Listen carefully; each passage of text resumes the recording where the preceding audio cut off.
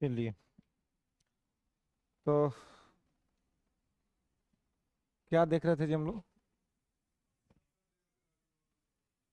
संसद, हाँ जी।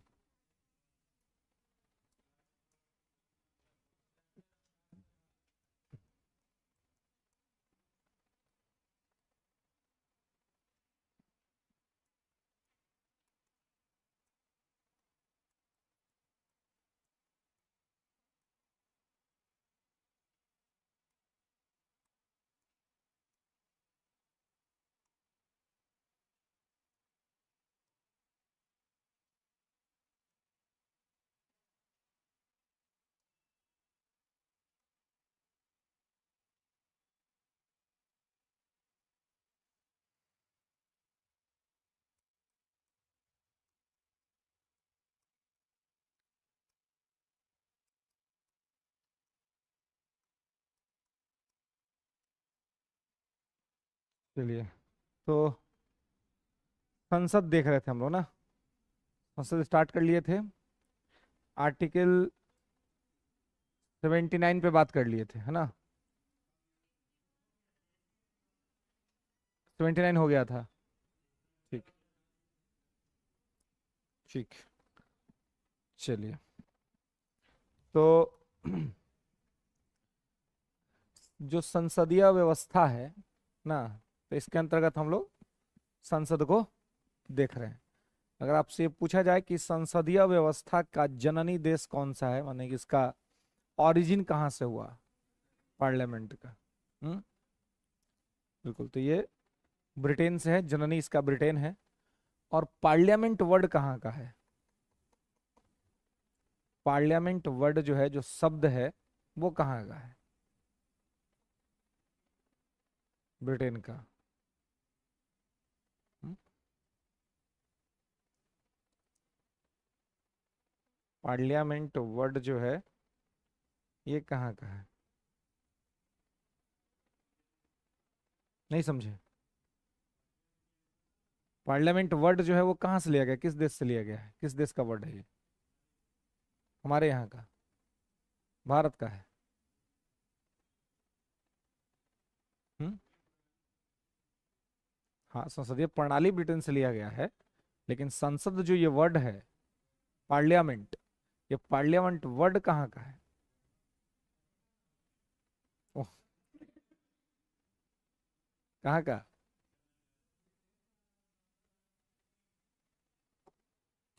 हम्म।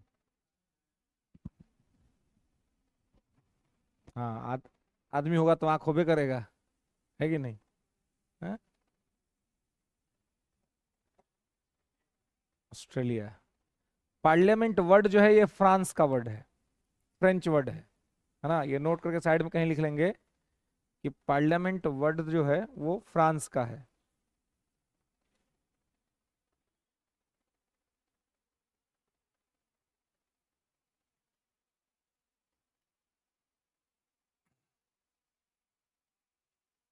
ठीक है, तो ये जननी देश जो है इसका वो कौन है? ब्रिटेन है। लेकिन ये वर्ड जो है वो कहाँ का है? फ्रांस का है ना?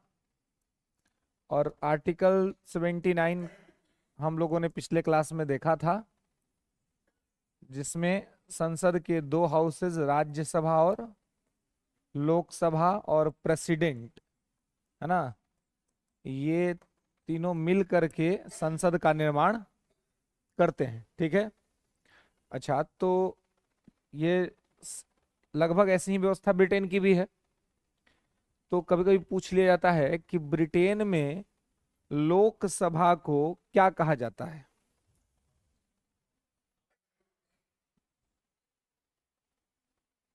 हम्म।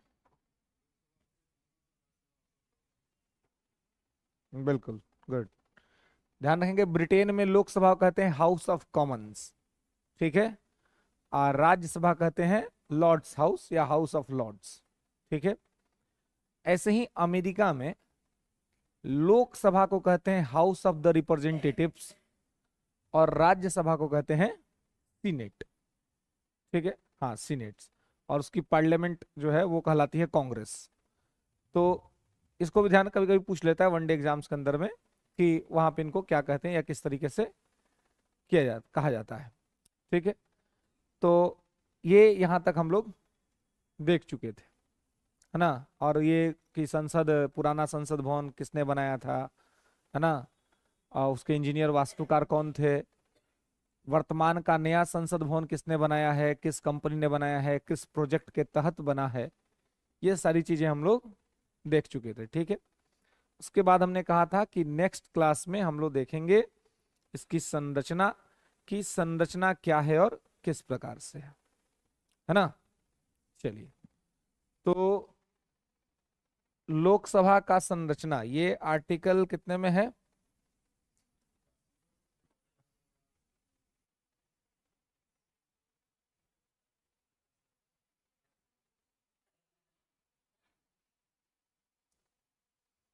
चलिए,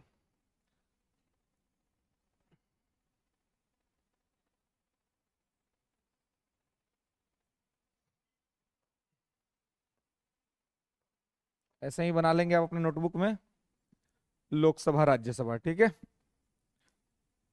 अब आप देखेंगे कि राज्यसभा का जो संरचना है वो आर्टिकल 80 में है और लोकसभा की संरचना आर्टिकल 81 में है। ठीक है, तो तुलनात्मक यहां पे हम लोग इसको देखेंगे। ठीक है, चलिए, अब यहां पे ध्यान रखेंगे कि लोकसभा में जो टोटल मेंबर्स की जो संख्या है वो वर्तमान में मैक्सिमम 550 हो गया है। ठीक है, 52 था, एंग्लो इंडियन खत्म हो गया, 550 हो गया, ये मैक्सिमम नंबर है। ठीक है, तो मैक्सिमम 550। प्रेजेंट के नंबर को अगर आप देखेंगे तो 543, 543। ठीक है, ये प्रेजेंट का नंबर है, ये मैक्सिमम इतना हो सकता है ना, और ये है। ठीक है, ये प्रेजेंट का है, वर्तमान में 543। ठीक है, लिखना है ना, ये मैक्सिमम स्ट्रेंथ लोकसभा का 550। ठीक है, और प्रेजेंट स्ट्रेंथ 543। ठीक है, ध्यान रखना है। ओके, इसमें से ये जो 550 का जो आंकड़ा है, इसमें आपको ध्यान रखना है कि इसमें 530 सांसद जो हैं वो राज्यों से आएंगे और 20 सांसद जो हैं वो केंद्र शासित प्रदेशों से आएंगे। ठीक है, ये ध्यान रखना है कि 550 का जो टोटल आंकड़ा है वो है कि 550 में से 530 comes from states and 20 comes from UTs। ठीक है, ये जो टोटल स्ट्रेंथ है उसका रूपरेखा है। ठीक है, और वर्तमान सिनेरियो जो है वो 550 का है, मतलब ये 543 का है। ठीक है, जिसमें से लगभग 520 के अप्रॉक्स में लोग स्टेट से आ जाते हैं और बचे हुए लोग यूटीज से आते हैं। यूटीज की जो संख्या है वो बढ़ते घटते रहती है, अभी चूंकि कश्मीर को यूटीज में बना दिया गया है ना, तो स्थितियां वर्तमान के हिसाब से पुनर्समायोजन होता है, एडजस्टमेंट होता है, तो नंबर्स इसके घटते बढ़ते रहते हैं। लेकिन इसके सभी जो सदस्य हैं, ये सदस्य प्रत्यक्ष रूप से निर्वाचित होते हैं, है ना। लोकसभा के सभी सदस्य प्रत्यक्ष निर्वाचन, है ना, डायरेक्ट इलेक्शन से आते हैं। ठीक है, डायरेक्ट इलेक्शन बोले तो सीधे तौर पे जनता इनको चुनती है। ठीक है, तो यहां पर ध्यान रखेंगे कि सीधे तौर पे जनता के द्वारा इनका चुनाव किया जाता है। राज्यसभा की आप स्थिति देखेंगे तो राज्यसभा का यहीं पर तुलनात्मक आपको देखना है कि राज्यसभा का जो मैक्सिमम स्ट्रेंथ है वो है 250, 250, ठीक है। और प्रेजेंट में जो इसका सीन है वो है 245, 245, ठीक है। प्रेजेंट में इसका क्या सीन है? 245, 245, ठीक है। आपको पता है कि इनका जो चुनाव होता है वो अप्रत्यक्ष होता है, अप्रत्यक्ष ना, इनडायरेक्ट, ठीक है। तो इसका चूंकि प्रत्यक्ष निर्वाचन होता है और उसका अप्रत्यक्ष होता है, इसीलिए इसको कहते हैं प्रत्यक्ष सदन, इसको कहते हैं अप्रत्यक्ष सदन, है ना। ये डायरेक्ट इलेक्शन होता है तो डायरेक्ट हाउस, ये डायरेक्ट होता है, ये डायरेक्ट हाउस, और ये इनडायरेक्ट होता है तो वो इनडायरेक्ट हाउस, है ना। अप्रत्यक्ष रूप से राज्यसभा के लोग निर्वाचित होते हैं, ठीक है। यहां आप देखेंगे कि लोकसभा का यदि सदस्य बनना है तो एज होना चाहिए आपका 25 ईयर, है ना। 25 साल की आपकी आयु सीमा होनी चाहिए अगर आपको लोकसभा का सदस्य बनना है तो, ठीक है। और यही अगर आपको राज्यसभा का सदस्य बनना है तो आपका जो एज होना चाहिए वो एज होना चाहिए 30 इयर्स, ठीक है। 30 वर्ष एज होना चाहिए, ओके। किसका? राज्यसभा का होना है तो। लोकसभा के लिए 25 वर्ष। अभी देख रहे हैं आप, जो लोकसभा के जो इस 10 चुनाव लड़ रहे हैं वो वही लोग हैं जो 25 साल का उम्र पार कर चुके हैं, वही लोग पार्टिसिपेट कर रहे हैं। राज्यसभा में वो लोग पार्टिसिपेट करेंगे जो 30 साल से अधिक के होंगे, ठीक है। इसके बाद आप देखेंगे कि यहां पर लोकसभा में जो कार्यकाल होता है वो सामान्यतः 5 वर्ष, सामान्यतः 5 वर्ष, 5 इयर्स इन जनरल, है ना। देखिए कोई फिक्स नहीं है। 5 साल से पहले भी यदि अगर सरकार गिर गई तो मैटर क्या हो जाएगा? खत्म हो जाएगा, है ना। 5 साल से पहले भी यदि सरकार चली जाती है तो मैटर क्लोज हो जाएगा, है ना। तो सामान्यतः जो समय सीमा है वो 5 वर्ष का है, ठीक है। और यहां पर जो कार्यकाल है तो वो सदस्यों का 6 साल का है, 6 इयर्स, है ना। राज्यसभा में अगर कोई सदस्य जाता है तो वो 6 साल तक रहता है, ठीक है। लोकसभा को अस्थाई सदन कहा जाता है, टेम्पररी हाउस। लोकसभा को अस्थाई सदन कहा जाता है, टेम्पररी हाउस, ठीक है। और राज्यसभा को कहा जाता है अस्थाई सदन, परमानेंट हाउस। ये क्या कहलाता है? अस्थाई सदन, परमानेंट हाउस, ठीक है। अब देखिए, इसको अस्थाई इसलिए कहते हैं क्योंकि ये कभी भी गिर सकता है, कभी भी खत्म हो सकता है। लोकसभा को बीच में भी भंग किया जा सकता है, डिसॉल्व किया जा सकता है, ठीक है। लेकिन राज्यसभा कभी भंग नहीं होता है, राज्यसभा हमेशा रहता है, ठीक है। लोकसभा भंग इसलिए होती है कि अगर ये डिसॉल्व हो जाएगा तो सरकार गिरेगी और लोकसभा भंग हो जाएगी, तो एक ही साथ पूरा का पूरा खाली हो जाएगा, पूरा वैक्यूम हो जाता है लोकसभा में। होगा तो सबको ही होगा, नहीं होगा तो फिर कोई नहीं होगा, वो वाली स्थिति होती है लोकसभा में। तो लोकसभा को कहते हैं कि ये अस्थाई सदन है, ये कभी भी गिर सकती है। अगर बहुमत ना हो सरकार के पास या कोई भी बहुमत साबित करने की स्थिति में नहीं हो, मेजोरिटी प्रूव नहीं कर पा रहा हो, तो ऐसी स्थिति में क्या हो जाएगी कि सदन भंग कर दिया जाएगा और जो है सो लोकसभा काम नहीं करेगी, ठीक है। लेकिन राज्यसभा कभी भंग नहीं होता। राज्यसभा का जो कार्यकाल है वो तो अनंत है ना, मतलब वो निश्चित ही नहीं है, क्योंकि राज्यसभा कभी खत्म ही नहीं होता है। तो खत्म नहीं होता, इसलिए राज्यसभा का कार्यकाल नहीं है, राज्यसभा के सदस्यों का कार्यकाल है 6 वर्ष का।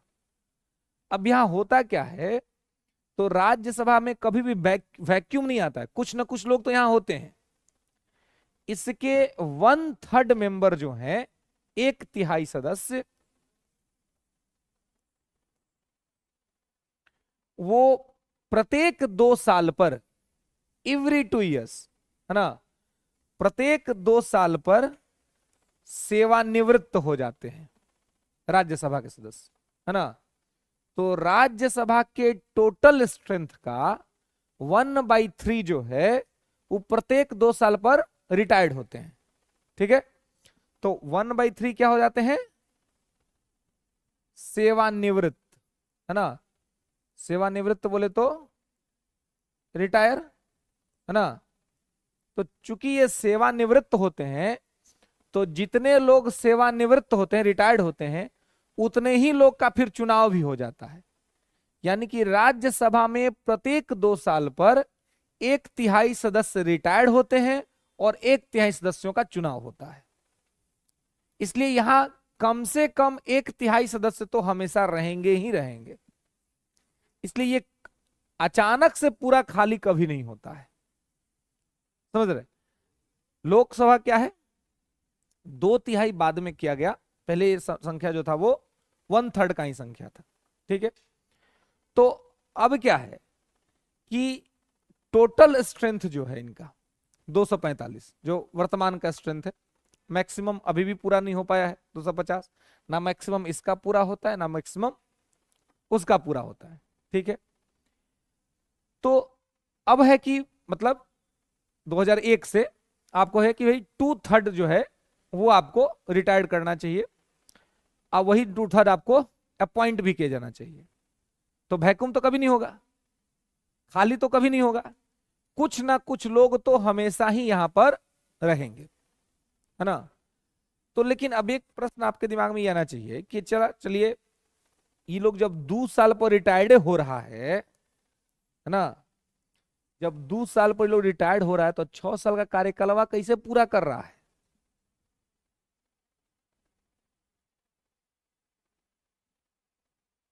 दो साल पर रिटायर्ड कर रहे हैं ना, वर्तमान के हिसाब से बात करें तो 2/3 रिटायर्ड कर रहे हैं।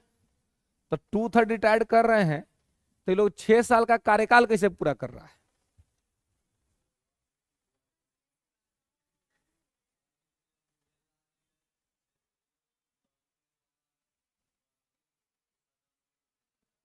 हम्म,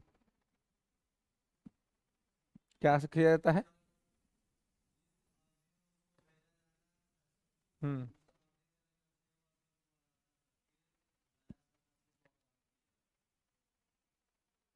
तो प्रत्येक 2 साल पर तो रिटायर्ड हो रहे हैं ना। हम्म, अच्छा ठीक है। तो 1952 में जब राज्यसभा बना था,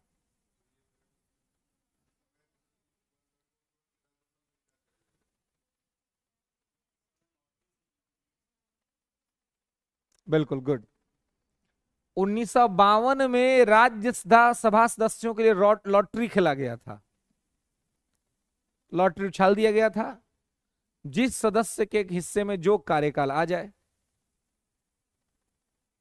और जिसने जिस कार्यकाल को लिया उस कार्यकाल के हिसाब से उनका एक बाउंड्री खींच दी गई कि भाई अब अगर आप किसी के हिस्से में 2 साल आया तो वो अपना 1954 में ही रिटायर्ड कर गए। अब 54 में जो आया वो अपना 6 साल रहेगा। जिनके हिस्से में 4 साल आया, है ना, तो 56 में रिटायर कर गए। तो 56 वाले में आए तो वो अपना 6 साल पूरा करेंगे। फिर जिनके हिस्से में प्रॉपर 6 साल आया होगा वो अपना 6 साल किए होंगे उस टाइम भी और करके, और फिर उनके बाद जो आएंगे वो 6 साल चले होंगे। तो उसके बाद ये पहली बार राज्यसभा में लॉटरी निकाला गया और उसके बाद से वो एक सीरीज बन गई और उसी सीरीज से लोग यहाँ पे रिटायर्ड होते आते हैं। अगर इसको आप ऐसे समझें कि 2010 में, क्योंकि अब तो इसको समझना आसान है, 2010 में 2/3 मेंबर रिटायर्ड हुए, ठीक है। तो 2010 में 2/3 रिटायर्ड हुए, तो ये रिटायर्ड हुए होंगे कब वाले, तो 2010 में रिटायर हुए हैं, तो यानी कि 2004 में इनका अपॉइंटमेंट हुआ होगा, नियुक्ति हुई होगी, मनोनयन हुआ होगा। तो दो दो जो है 2/3 उस समय निर्वाचित हुए 2004 में, तो उनका क्या हो गया कि वो 2010 में रिटायर्ड हो गए, 6 साल का पूरा हो गया। अब फिर जो 2004 में भी तो लोग रिटायर मतलब किए होंगे, तभी हुआ होगा। फिर आप देखेंगे कि 2006 में जो लोग ज्वाइन किए होंगे तो वो 2012 में रिटायर कर गए होंगे, है ना। यहाँ पर 2 साल में रिटायरमेंट हुआ ही होगा और फिर नियुक्ति भी हुई होगी। फिर 2008 में जो ज्वाइन किए होंगे वो 2014 में रिटायर कर गए होंगे। अब फिर ऐसे ही जो 12 में 2/3 रिटायर किए होंगे, तो फिर 2/3 यहाँ पे चुनाव हुआ होगा ना उनका 12 का, तो ये लोग 18 में रिटायर हो गया होगा। 14 में जिनका हुआ होगा वो 2020 में रिटायर हो गया होगा, है ना। 12 में 18 में हुआ, तो 12 में हुए थे सचिन तेंदुलकर, बहुत चर्चा में रहे थे, 18 में रिटायरमेंट हुई थी उनकी। तो कहने का मतलब है कि ये इसी तरह से चलता है कि सब लोग अपना 6-6 साल कंप्लीट करके निकलते हैं, क्योंकि प्रत्येक 2 साल पर 2/3 को जाना है अब और 2/3 को आना है, ठीक है। तो जितना जाते हैं उतना आते हैं, तो वो लोग अपना 6 साल का कार्यकाल कंप्लीट करके आते हैं। तो अचानक से यहां वैक्यूम नहीं होता है, कोई ना कोई का तो कार्यकाल रहेगा, तो रहता है। यहां पर क्या होता है कि लोकसभा का कार्यकाल ही है 5 वर्ष, लोकसभा का ही कार्यकाल है, सब कुछ ठीक ठाक रहा। जैसे कि मान लीजिए किसी का औसत आयु है, अभी जैसे भारत में औसत आयु है 69 साल, तो 69 ईयर्स औसत आयु है, तो सब कुछ ठीक ठाक रहा, आप 69 साल जी लिए, कोई दिक्कत नहीं। कितना आदमी बीच में निपट लेता है, तो तबीयत खराब हो गया, है ना, कोई मैटर हो गया बढ़िया, कोई बीमारी हो गई तो दिक्कत हो गई। तो यहां पर क्या है कि लोकसभा में इसी प्रकार की स्थिति है कि सामान्यतः सब कुछ ठीक, जैसे कि अभी मोदी जी का 14 से 19 सब ठीक रहा था, तो 5 साल कंप्लीट किए। फिर 19 से अपना 24 कंप्लीट किए, सब ठीक रहा, बीच में सरकार नहीं गिरी। उससे पहले मनमोहन सिंह 2004 से 9 बढ़िया कंप्लीट किए, है ना, 9 से 14 बढ़िया कंप्लीट किए, कोई डिस्टर्बेंस नहीं था। उससे पहले अटल बिहारी वाजपेयी 1999 से 2004 बढ़िया कंप्लीट किए, कोई दिक्कत नहीं था। लेकिन 1999 से पहले 1989 के बाद, 1989 से 1999, ये 10 साल अगर आप देखेंगे तो बड़ा पॉलिटिकल उठापटक हुआ भारत के राजनीति में, है ना। और बहुत सारे प्रधानमंत्री आपको इस बीच में मैंने 10 साल को अकेले खींच दिए मोदी जी। 89 से 99 के बीच में देखिए तो BP Singh, PV Narasimha Rao, Chandrashekhar, HD. Deve Gowda, IK. Gujral, Atal Bihari Vajpayee, ये सब 10 साल के अंदर के सब प्रधानमंत्री हैं। जानते हैं ऐसा क्यों हुआ? तो गठबंधन का ही था। तो अब ये ऐसा क्यों हुआ? क्योंकि किसी को मेजोरिटी नहीं। ऐसे पहले एक बार और ऐसा हो चुका 1977 से 80 के बीच में, है ना। जैसे अभी एक इंडिया अलायंस बना हुआ है ना, मोदी जी को हराने के लिए कि भाई इनको हराना है। तो वैसे उस समय जैसे आज मोदी का जिस प्रकार का इमेज हो रहा है, इसी प्रकार का इमेज इससे और ज्यादा कही तो कुछ नहीं है। ये तो अभी लोग बाप बाप कर रहे हैं ना, क्योंकि अभी बहुत अधिकार मिल गया ना, इसलिए बाप बाप निकल रहा मुंह से। इंदिरा जी की कहानी तो पढ़ने के बाद रूह सिहर जाती है, पढ़ने के बाद केवल, जिन पे बीता होगा वो कैसे झेले होंगे ये सोचिए। रॉलेट एक्ट जो था, मॉडर्न हिस्ट्री में आप पढ़े होंगे, सर सिडनी रॉल्टन लाया था, बिना वकील, बिना अपील, बिना दलील का कानून, वही कानून भारत में लागू था। उसका नाम था मीसा। और उसी समय लालू जी की बड़ी बेटी मीसा भारती का जन्म हुआ था, जो अभी चुनाव लड़ रही है। तो लालू जी ने कहा था कि मैं मीसा को कभी नहीं भूल सकता, इसलिए उन्होंने अपनी सुपुत्री का नाम ही रख दिया मीसा। मीसा का फुल फॉर्म है maintenance of internal security act, आंतरिक सुरक्षा प्रबंधन अधिनियम। इसके तहत शक के भी आधार पे गिरफ्तारी होती थी और गिरफ्तार करके आपको जेल में डाल दिया जाता था। गिरफ्तारी हुई, जेल, है ना। और जेल करके फिर आपको कब निकलना ये भी कोई पता नहीं, इस तरह की चीजें थी। शक के आधार पर गिरफ्तारी होती थी, देश में आपातकाल इमरजेंसी लगा था। इमरजेंसी क्यों लगा? 24 जून 1975 सुप्रीम कोर्ट ने इलाहाबाद हाई कोर्ट के फैसले को सही माना और प्रधानमंत्री के निर्वाचन क्षेत्र को अवैध घोषित कर दिया कि गलत तरह से निर्वाचन हुआ है, प्रक्रियाएं गलत हुई हैं। ये जब न्यूज आया प्राइम मिनिस्टर के पास, तो प्राइम मिनिस्टर को कुछ सलाहकार उन्होंने समझाया कि आप तो देश की प्रधानमंत्री हैं, आपके खिलाफ ऐसा कैसे हो सकता है? प्रधानमंत्री का कोर्ट के पास इतना पावर कहां से आएगा कि प्रधानमंत्री का चुनाव रद्द कर दे? मैडम ने कहा एकदम ठीक कर रहे हैं आप। और इमीडिएटली मैडम प्राइम मिनिस्टर ने रात में देश में आपातकाल लगा दिया, नेशनल इमरजेंसी। और इमरजेंसी लगाया किस आधार पर?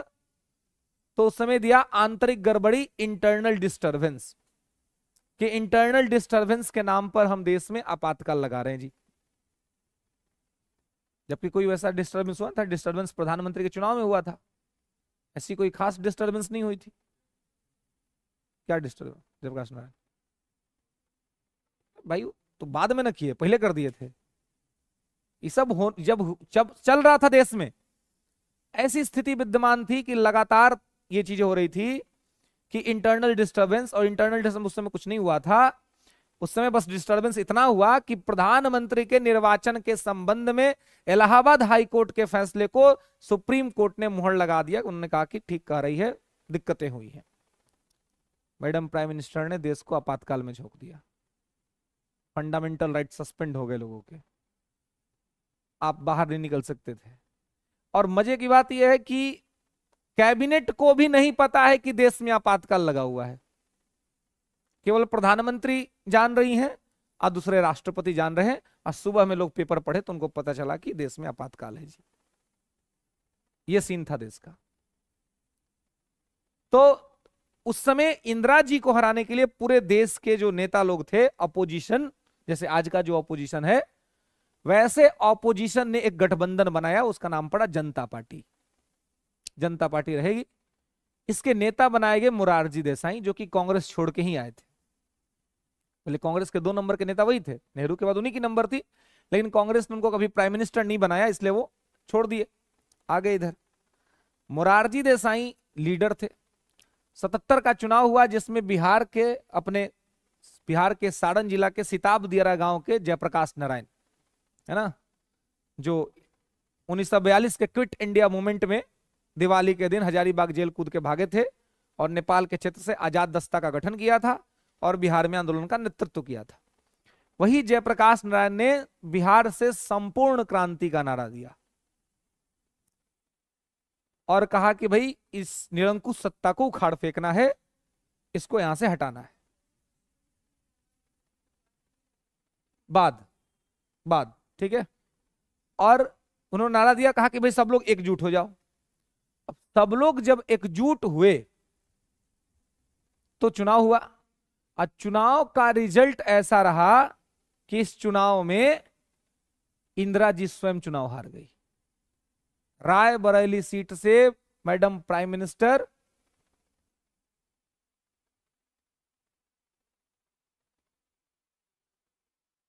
सुनो ना, सब चेक चेक करके हम आते हैं, है ना। सर हमको कोनो चीज खोल के देखने का जरूरत नहीं पड़ता है ना, कोनो डाउट था, डाउट के लिए हम है ना यहाँ पर। अब मोबाइल है तो यहाँ क्या लाए हो, घरे पड़ो बैठ के। Why you are here if you have mobile?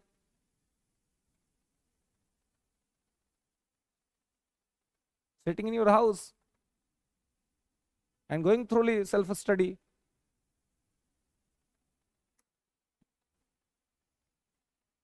Mobile वा कोनो के हाथ में हम देखते हैं ना तो हमारा बेचैनी हो जाता है।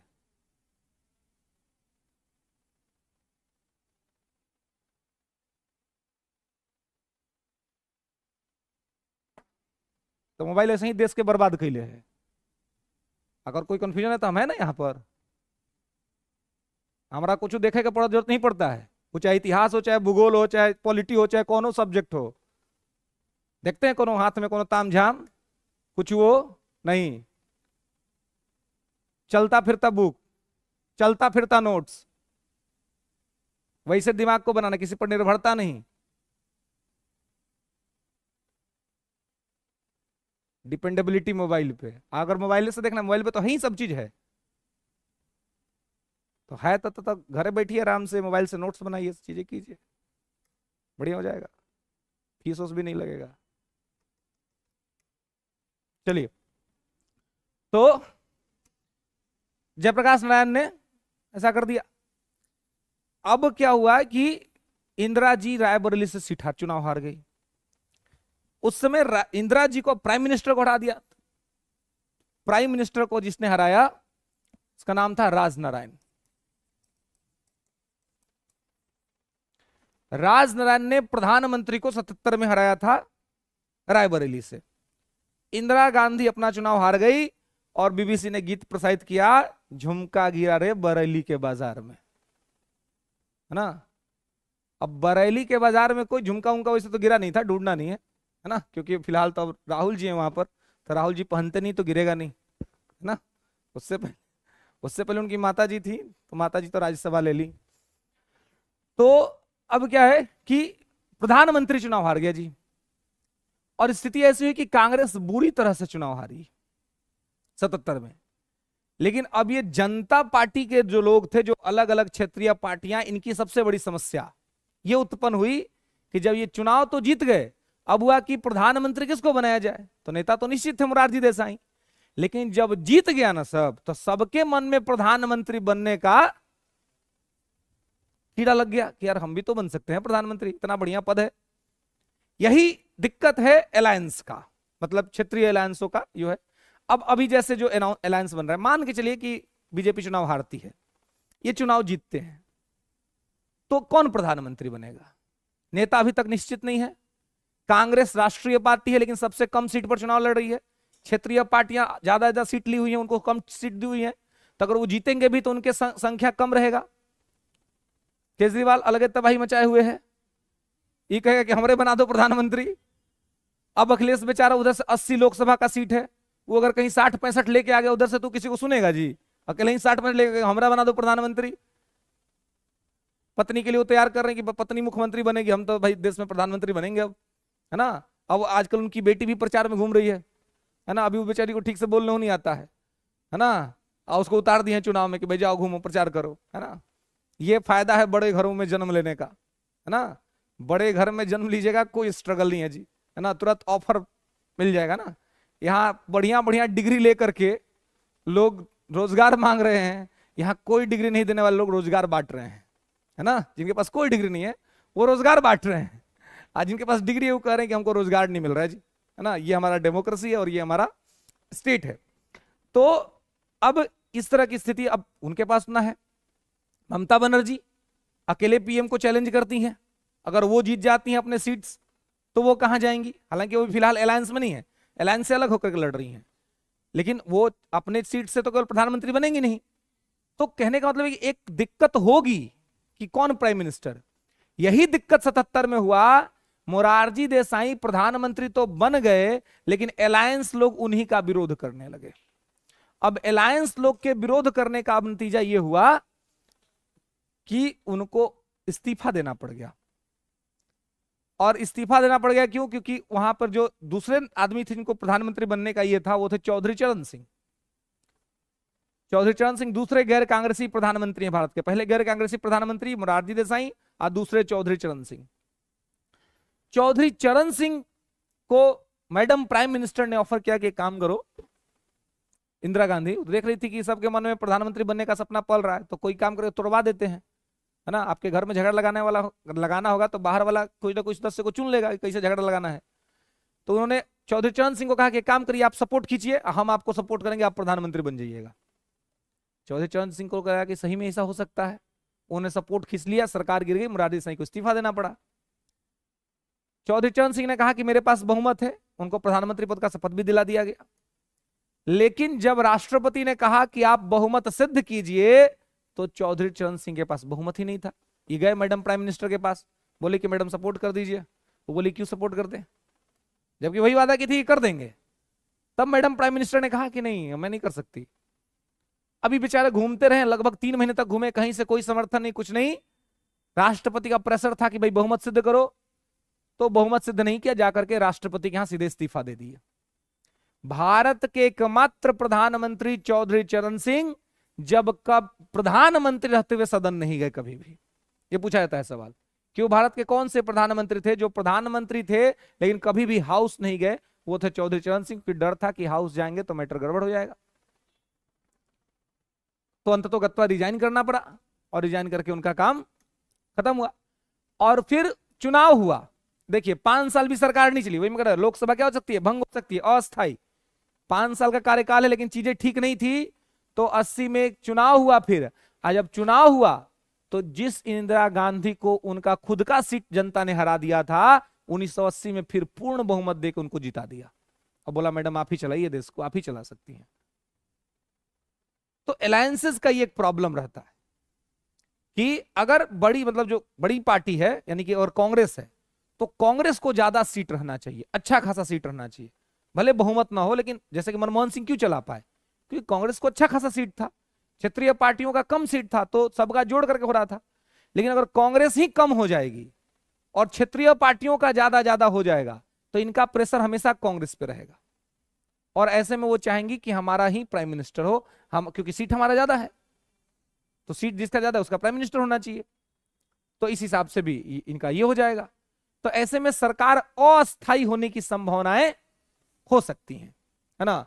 लेकिन जहां पे एक स्ट्रांग कॉम्बिनेशन होता है वहां पर अस्थायी होने की संभावनाएं कम होती है, क्योंकि क्लियर रहता है कि भाई नेता कौन है। तो 89 से 99 के दौर में आप वही स्थिति देखेंगे।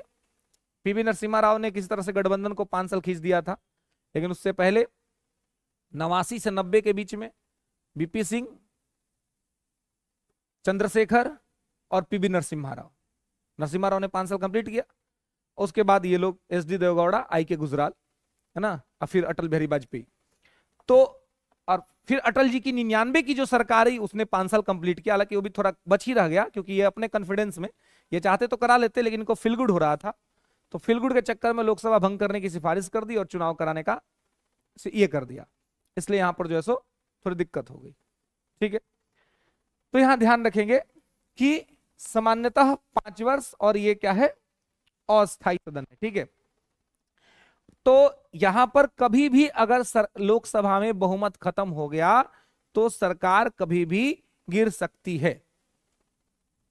समझ रहे ना, सरकार कभी भी गिर सकती, इसलिए क्या है, अस्थायी सदन है, टेम्पररी हाउस है। क्लियर है, ध्यान रखेंगे। तो ये अस्थायी सदन है, ठीक है, और ये है अस्थायी सदन। ठीक है, आगे आप देखेंगे कि ये अस्थायी इसलिए है क्योंकि ये भंग हो सकता है ना, डिसॉल्व हो सकता है। और ये अस्थायी इसलिए क्योंकि ये भंग कभी हो नहीं सकता है ना। ये भंग हो सकता है, ये कभी भंग नहीं हो सकता है। ठीक है, चलिए इसके अलावा देखिए आप, इसको कहा जाता है लोकप्रिय सदन। लोकप्रिय सदन, पब्लिक वेलफेयर हाउस। ठीक है, लोकप्रिय सदन ये लोकसभा को कहते हैं। ठीक है, लोकप्रिय सदन इसलिए कहते हैं क्योंकि ये यहां पर जनता के बीच में जो लोकप्रिय होता है वही चुनाव जीतता है ना। अब जिसको जनता नहीं जानती है उसको क्या जिताएगी, नहीं जिताएगी, है ना। हाँ, अब है कि नेता बड़ा होता है, सब मोदी जी घूम घूम के प्रचार करे, अभी देखिए कल पटना में आए थे, है ना, अब पहुंच गए हैं बनारस में, वहां रोड शो करेंगे, है ना। तो अब पूरा ट्रैफिक पटना का कल डिस्टर्ब था, आज सुबह तक डिस्टर्ब है। सुबह में सब विद्यार्थी सबको आने में बहुत गंजन कर दिए, है ना, सबको पैदल उतर उतर के कहीं कहीं आना पड़ रहा था। अभी भी डिस्टर्ब है, अभी किसी जगह डिस्टर्ब है जी।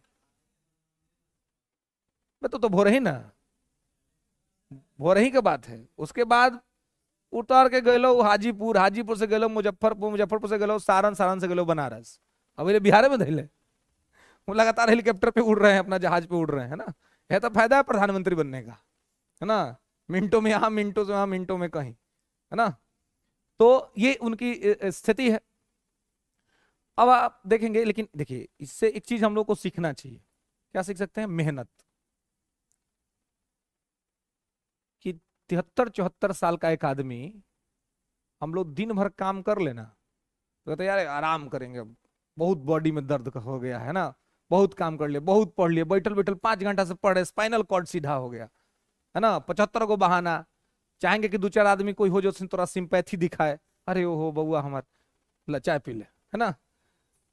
इसलिए तो हम लोग करते हैं ना, अरे हम तो बहुत थक गए, तो थक गए तो कोई हो तो ना हॉर्लिक्स दूध ला के दे दे, माँ है घर में तो, चाहे अन्य प्रसंग वाला आदमी सब है, अगर कोई है किसी का स्पेशल केयर टेकर है ना, तो उसको तो बड़ा सपोर्ट हो जाता है जी, है ना, उसको बहुत सपोर्ट मिल जाता है ना, मतलब जिसका कोई रहता है मैटर सब नहीं हो जाता है। अरे हम लोग का एक दोस्त था, उसको सुबह टाइम पे नाश्ता आ जाता था बन के, टाइम पे नाश्ता, टाइम पे उसको सब चीज, हम लोग कहते पगला ही काज करता है रे तू, तो बोलता है जानते हो एक बार खाली हम फोन करते हैं, कहते हैं आज बहुत थक गए हैं, अब बहुत थक गए हैं, बस दूध में हॉर्लिक्स डाल के आ जाता है, नहीं वाह, ये तो पढ़ता होता कुछ नहीं था, है ना। हालांकि पिता की अच्छी खासी प्रॉपर्टी है उसकी, तो उसका अपना एंटरटेनमेंट करता है, वो तो उस समय भी बोलता था कि यार हमको पढ़ना वढ़ना है नहीं, जो पैसा उसको सधा रहे हैं, है ना, जो पिताजी का उसको सधा रहे हैं, हमको बढ़ाना नहीं है, सधा रहे हैं, तो अभी भी सधा ही रहा है ना। तो लेकिन उसको बड़ी सुविधा रहता था। तो कहने का मतलब ये है कि अब, लेकिन जिसको अपने गोल्स अचीव करने हैं, बड़े गोल्स हैं, बड़े एम्बिशियस आदमी है, तो उसी का एम्बिशन पूरा होता है जो लेबोरियस होता है, जो मेहनती होता है ना, जो जो थकता नहीं है। भाई हमको अपना लक्ष्य है, हमारा अपना एम्बिशन है, तो हमको करना है ना। वो आदमी निश्चिंत तो हो सकता था यार, 10 साल तो देश चला लिया, अब कोची हार भी जाएंगे तो क्या दिक्कत है ना, क्या समस्या हो जाएगी, 10 साल तो चला लिए ना, इतनी सारी सुख सुविधा में रह लिए, लेकिन फिर अगला पारी खेलने के लिए मतलब एड़ी चोटी एक किए हुए हैं, लगातार रह लिया, लगातार इधर उधर, ये वो दिस दैट, क्यों, क्योंकि जीतना है ना। जबकि उस उम्र में, हमारा उम्र तो बहुत कम है हम लोग का, हम लोग तो बहुत काम कर सकते हैं, लेकिन उसकी तुलना में 4 घंटा सोता है, यहाँ 8 घंटा सोने को चाहिए। एक तो कहने कौन बकवास है, वो कहानी सब फैला दिया है कि 8 घंटा नहीं सोएगा ना तो कपार में दर्द हो जाएगा, सर दर्द हो जाएगा। अरे पगला आदमी है, 8 घंटा नहीं, सर दर्द हो जाएगा, तो नहीं पड़ेगा तो याद ही नहीं होगा, ये सब कुछ होता है, कुछ नहीं होता ये सब चीज। बॉडी आपका है, आप जिस तरीके से इसको एडजस्ट करेंगे वैसे ही एडजस्ट हो जाएगा, है ना। अब आप इसको आदत लगा ले 10 घंटा सोने का, तो ये डिमांड करेगा, है ना। किसी का 4 रोटी में फिर भूख मिट जाता है, और कोई 14 खाएगा तब वो कहेगा कि अभी तो टेस्ट कर रहे थे, है कि नहीं। तो सिस्टम में तो बना दिया है, वो इतना खाया है कि उसका डिमांड बढ़ते चल गया, और कोई 4 में निपटा के कर दिया कि भाई हमको हो गया, 4 से ज्यादा अब नहीं चाहिए। तो ये तो अपने आप को फिट करने का चीज है कि हम किस तरीके से खुद को फिट करते हैं। तो यहां पर इसको लोकप्रिय सदन कहते हैं, कि जनता के बीच में जो लोकप्रिय होगा वो जीतेगा, ठीक है। इसको कहते हैं शिक्षितों का सदन, राज्यसभा क्या कहते हैं, शिक्षितों का सदन, शिक्षितों का सदन, हाउस ऑफ एजुकेटेड्स। हाँ जी सर।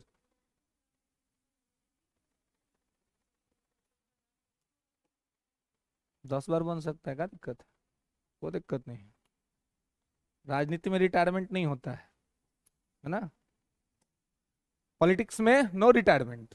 अभी केजरीवाल आगे को नया बम फोड़ दिया है, कह दिया है कि चुनाव मोदी के लिए नहीं अमित शाह के लिए हो रहा है। वो पगला को अलग बिन बजाता है ना, कि तो मोदी जी तो रिटायर हो रहे हैं अगला साल, ये खुद है ना। नहीं नहीं, वो तो सब लोग जान रहा था कि ये प्रेडिक्शन तो माने 1000% गलत है, ये पढ़े लिख के लिए 1000% गलत है। मोदी जी अगर जीत गए तो जब तक जिएंगे तब तक प्रधानमंत्री रहेंगे, है ना, ये छोड़ने वाला नहीं है, ठीक है। कौची का डेडलाइन, कौन संविधान में लिखा हुआ है, कहीं नहीं, है ना। ये मोदी जी का अपना संविधान, उनका मुंह का संविधान। अभी भी लोकसभा में इनके पार्टी के ऐसे सांसद हैं जो 75 से उनके ज्यादा है, तो कहा नहीं उनको रिटायरमेंट में दे दे रहे हैं, दे देते। वो तो खाली मोदी जी का था, उनको सेंटिंग में डालना था किसको, आडवाणी जी को, अब मुरली मनोहर जोशी को परामर्श दात्री मंडल एगो बना दिए कि लोग परामर्श देगा। अब मोदी जी कहियो परामर्श लेने गए नहीं, वहां कहियो नहीं गए पूछने की अच्छा चाचा बताइए आगे क्या होगा, कभी नहीं, है ना। तो वो अपना वो बना दिए थे परामर्श दात्री मंडल, ठीक है। तो यहां पर कोई नहीं है, बस उनका स्टेटमेंट है, संविधान में भी ऐसा कुछ नहीं लिखा हुआ है, मैक्सिमम एज संविधान निर्धारित नहीं है राजनीतिक पार्टियों के लिए, उनके नेताओं के लिए कि वो कितना दिन तक रहेंगे नहीं रहेंगे, तो जीवन पर्यंत रह सकते हैं, कोई दिक्कत नहीं है, ठीक है। तो यहां पर कोई समय सीमा निश्चित नहीं है, अगर वो ये चुनाव जीतते हैं तो ये 2029 तक प्रधानमंत्री रहेंगे फिर, है ना, सब कुछ ठीक ठाक रहा तो ये रहेंगे, ये बदलेंगे नहीं, ठीक है। दूसरा है वो मैजिक डाल दिया कि योगी को हटा देगा सब मुख्यमंत्री से मुख्यमंत्री से ही, मैंने ये अपना लेकिन गेम ठीक खेला है, अपने अपने दिमाग से, मतलब जीतने के लिए आदमी जो प्रयास कर सकता है वो ठीक किया है कि एक पहले कम से कम अगर कुछ आदमी अगर हमारा बात में आ जाएगा कम से कम, तो मोदी के नाम पे जो वोटिंग वो कम से कम नहीं करेगा, और दूसरा जो योगी के नाम पर जो मोदी को वोट दे रहा है वो नहीं देगा वोट, भटवा बट जाएगा, लोग के दिमाग में बात चल जाएगा, तो है ना, तो अपना स्टंट तो ठीक ही मारा है ना, इसीलिए कोर्ट ने उसको दिया ही है बेल, अंतरिम जमानत पर है कि जाइए ही करिए। तो कहने का मतलब है कि वो अपने स्ट्रेटजी के मुताबिक अपना काम ठीक कर रहे हैं, ठीक है। लेकिन ऐसा होगा ये मतलब नामुमकिन है, दोनों में से कोई काम नहीं होगा। अगर ये जीतते हैं तो ये रहेंगे 2029 तक, है ना, और उनको तो कोई हटा नहीं सकता है ना, उनको इसलिए नहीं हटाएगा कि वो आदमी अपने मेरिट पर जीता है। बाकी सारा जो मुख्यमंत्री है ना बीजेपी का, वो सब मोदी का नाम लेके जीतता है ना, और वो आदमी अपना काम पर जीत गया है, तो उसको हटाना तो मुश्किल होगा, है ना। इवन आप अगर 2014 के समय थोड़ा सा अगर बौद्धिक हो गए होंगे, थोड़ा पढ़ लिख रहे होंगे, तो हम लोग न्यूज पेपर पढ़ते थे 14-24 में बहुत बड़ा 10 साल कैसे निकल गया, कितना चीज आदमी आगे बढ़ गया। वो 14 ऐसा टाइम था जब नया नया मोदी जी आए थे ना, हम लोग भी अभी क्या थे 12 में थे, है ना, और वहां वो चीजें हो रही थी, ठीक है। 12 का रिजल्ट आया था 2014 में, और उसी समय मोदी जी भारतीय राजनीति में छा रहे थे, तो कॉलेज स्टूडेंट हम लोग पूरा पेपर ऊपर पढ़ते थे, हर हर मोदी घर घर मोदी नारा चलता था, सब खूब क्रेज था उनका, है ना। उस समय सेम टाइम पर इसका भी क्रेज था, केजरीवाल का भी, है ना, लेकिन उसका थोड़ा सा लिमिटेड था और इनका अपना ठीक ठाक स्थिति में था। तो 14 में न्यूज़पेपर, चूंकि सिविल का तैयारी करना था, न्यूज़पेपर पढ़ने की आदत हम लोग को शुरू से था, न्यूज़पेपर रोज पढ़ना ही चाहिए कोई ना कोई है। उसमें रोज न्यूज आता था 13 से ही कि पार्टी के जो वरिष्ठ लोग थे वो नहीं चाहते थे कि ये प्राइम मिनिस्टर कैंडिडेट बने, कोई नहीं चाहता था, पार्टी के सीनियर लीडर चाहते ही नहीं थे कि बने, वो चाहते थे कि अडवाणी जी के नेतृत्व में ही लड़ा जाए। अडवाणी जी के नेतृत्व में लड़ा गया था, तो चाहते थे कि अडवाणी जी के नेतृत्व में लड़ा जाए। लेकिन उस समय बीजेपी के राष्ट्रीय अध्यक्ष थे राजनाथ सिंह, और राजनाथ सिंह ने क्या किया कि एक टैगलाइन डाला कि अब की बार भाजपा सरकार, कोई देखबो नहीं किया उसको, मतलब कोई नहीं, ना कोई व्यू ना कुछ नहीं आया उस पर। तो उन्होंने ट्रायल में एक डाला कि अब की बार मोदी सरकार, और इस पर 1 मिनट के अंदर लगभग 3 लाख से ज्यादा रिट्वीट हो गया। अब उन्होंने निश्चित कर लिया कि हमको मिल गया अपना प्राइम मिनिस्ट्रियल कैंडिडेट, और सभी लोगों से अलग जाकर के उन्होंने ये अनाउंसमेंट कर दिया, संयोजक समिति का अध्यक्ष बना दिया। सामान्य तौर पे संयोजक समिति का जो अध्यक्ष बन जाता है वो प्रधानमंत्री का उम्मीदवार हो जाता है। नीतीश जी को वही नहीं बनाया गया, इंडिया गठबंधन था, इसलिए वो भाग के इधर आ गए, है ना। संयोजक समिति का जब अध्यक्ष अगर आप बन गए तो आप समझिए कि प्रधानमंत्री आप ही हैं, है ना, मतलब अगर पार्टी जीतेगी तो प्रधानमंत्री आपको बनाया जाएगा। इनको कर दिया गया और बहुत विरोध हुआ, और बहुत से पार्टी के अंदर में भी विरोध था, लेकिन हो गया, और फिर इनको अपना मिला भी, मतलब वोट्स भी मिल गए। तो ऐसा होता है कि अगर आप अपने काम वाम ठीक ठाक किए हैं और अगर आप अपने काम पे हैं तो आपको हटाना थोड़ा सा मुश्किल हो जाएगा, है ना, कि आपको कोई हटा पाए या कुछ इस तरह से काम कर पाए। तो इस तरह की चीजें यहां पे चलती हैं। तो यहां से वही जीतता है जो लोकप्रिय होता है। ये बनाया गया है शिक्षितों का सदन। शिक्षितों का सदन का मतलब यहां समझिए कि इसका चुनाव इनडायरेक्ट होता है, अप्रत्यक्ष। तो चूंकि अप्रत्यक्ष होता है तो यहां पर लोकप्रिय आदमी तो जाएगा ही नहीं, है ना, लोकप्रिय आदमी तो ही नहीं जाएगा जो जनता के बीच में।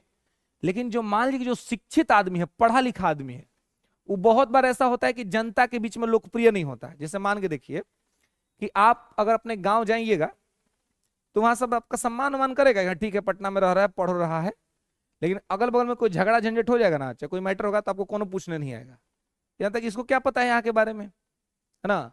गांव में अगर वार्ड का चुनाव हो, आप खूब पढ़े लिखे हैं, पढ़ के पटना जा रहे हैं, आज सोचिए कि आप लड़ लीजिए, तो आप लड़ लीजिए, लेकिन आपको वोट कौन नहीं देगा। अब वही कोनो जो गाँव में रह गया होगा, रोज दूगों का झगड़ा लगाता होगा, किसी का लौका तोड़ लिया, किसी का कोहड़ा तोड़ लिया, है ना, किसी गेहूं में खेत में जाके गेहूं काट दिया, धान काट के इन्हें कर दिया, रोज झगड़ा करवा रहा है, कर रहा है। वोट होगा ना तो आपसे ज्यादा वोट उसको आ जाएगा।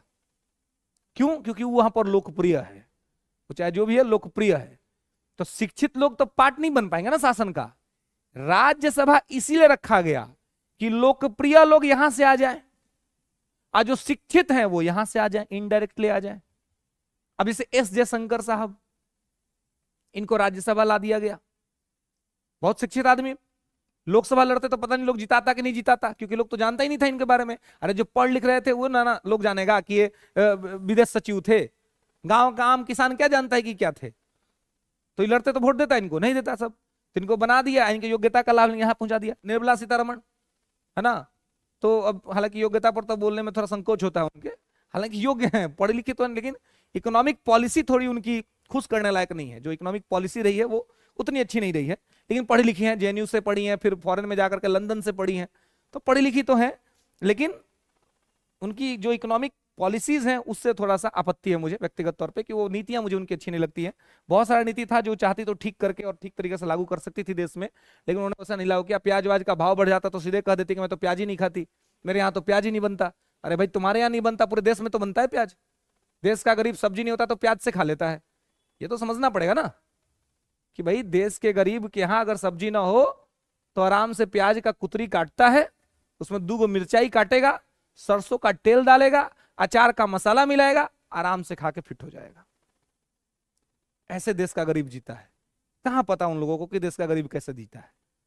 एसी रूम में बैठ के नीति बनाने से थोड़ी हो जाएगा, खाली भाषण देने से कि आप बजट ऐसा बनाइए, आप कहिए हमारे यहाँ प्याज बनबे नहीं करता है, हम तो दाल खेबे नहीं करते हैं, है ना। तो ये सब स्टेटमेंट कहे वित्त मंत्री तो, और मोदी जी को तो अपने वित्त मंत्री पर बिल्कुल पुनर्विचार करना चाहिए कि वित्त मंत्री एक अच्छा आदमी को बनाए। और अगर इनकी सरकार आती है या अगर ये है तो एक चीज लोग गलत करता है, लोग को चाहिए कि मनमोहन सिंह से बातचीत करें। अगर बराक ओबामा मनमोहन सिंह से बात कर सकता है तो मोदी को मनमोहन सिंह से बात करने में क्या समस्या है?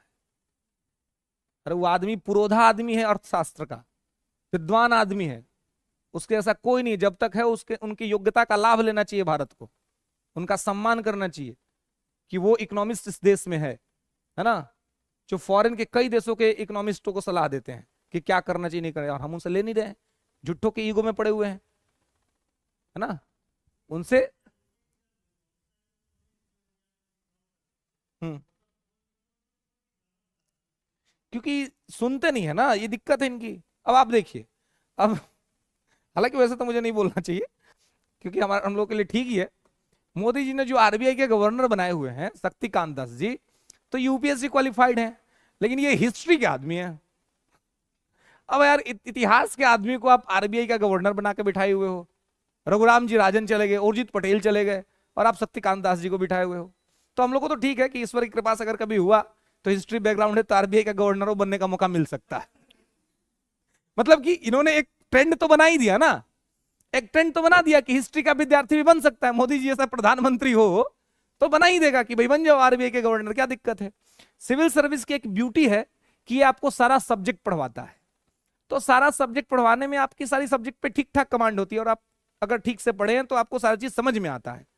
तो ऐसे में यूपीएससी के लोग जो होते हैं वो जितने पीएसयू हैं उसके डायरेक्टर यूपीएससी के ही लोग बनते हैं।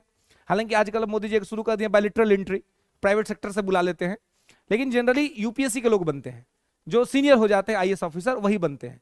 तो वो हो चाहे किसी भी स्ट्रीम के, लेकिन उनको किसी भी विभाग का निदेशक बना के भेज दिया जाता है, तो काम वही करते हैं। तो अच्छे इकोनॉमिक जो जानकार लोग थे, चाहे रघुराम जी राजन रहे हो, उनके बाद उर्जित पटेल रहे हो, उर्जित पटेल के बाद इन्होंने शक्तिकांत दास जी को बनाया। तो Shaktikanta Das ji senior IAS officer हैं, और ये हिस्ट्री के विद्यार्थी रहे, मतलब हिस्ट्री इनका सब्जेक्ट रहा था सिविल्स के फील्ड में, और उसके बाद जो है सो ये वहां तक पहुंचे हैं। तो कहने का मतलब है कि अब रघुराम जी राजन जो काम करेंगे उस क्वालिटी का उम्मीद तो हम मतलब नहीं कर सकते ना शक्तिकांत दास जी से। उनकी योग्यता का पूरा सम्मान है, लेकिन रघुराम राजन है। अमेरिका में आने वाली मंदी का उस आदमी ने पहले ही कर दिया था कि अमेरिका में मंदी आने वाली है 2007, और इस वजह से उनको नोबेल भी मिलना था, लेकिन सब वहां भी पार्सलिटी करता है सब, तो नहीं दिया। लेकिन वो आदमी ने पहले ही बता दिया था, और यह भी बताया था कि उससे भारत को कोई असर नहीं पड़ेगा। और भारत की इकोनॉमी उसी फेज में आप 7 9 8 9 10 में आप देखेंगे तो 10 पहला भारत का मतलब इकोनॉमिक हिस्ट्री का पहला ऐसा ईयर है जहां पर भारत का जीडीपी रेट दहाई के आंकड़ा में चला गया था, डबल डिजिट में गया था।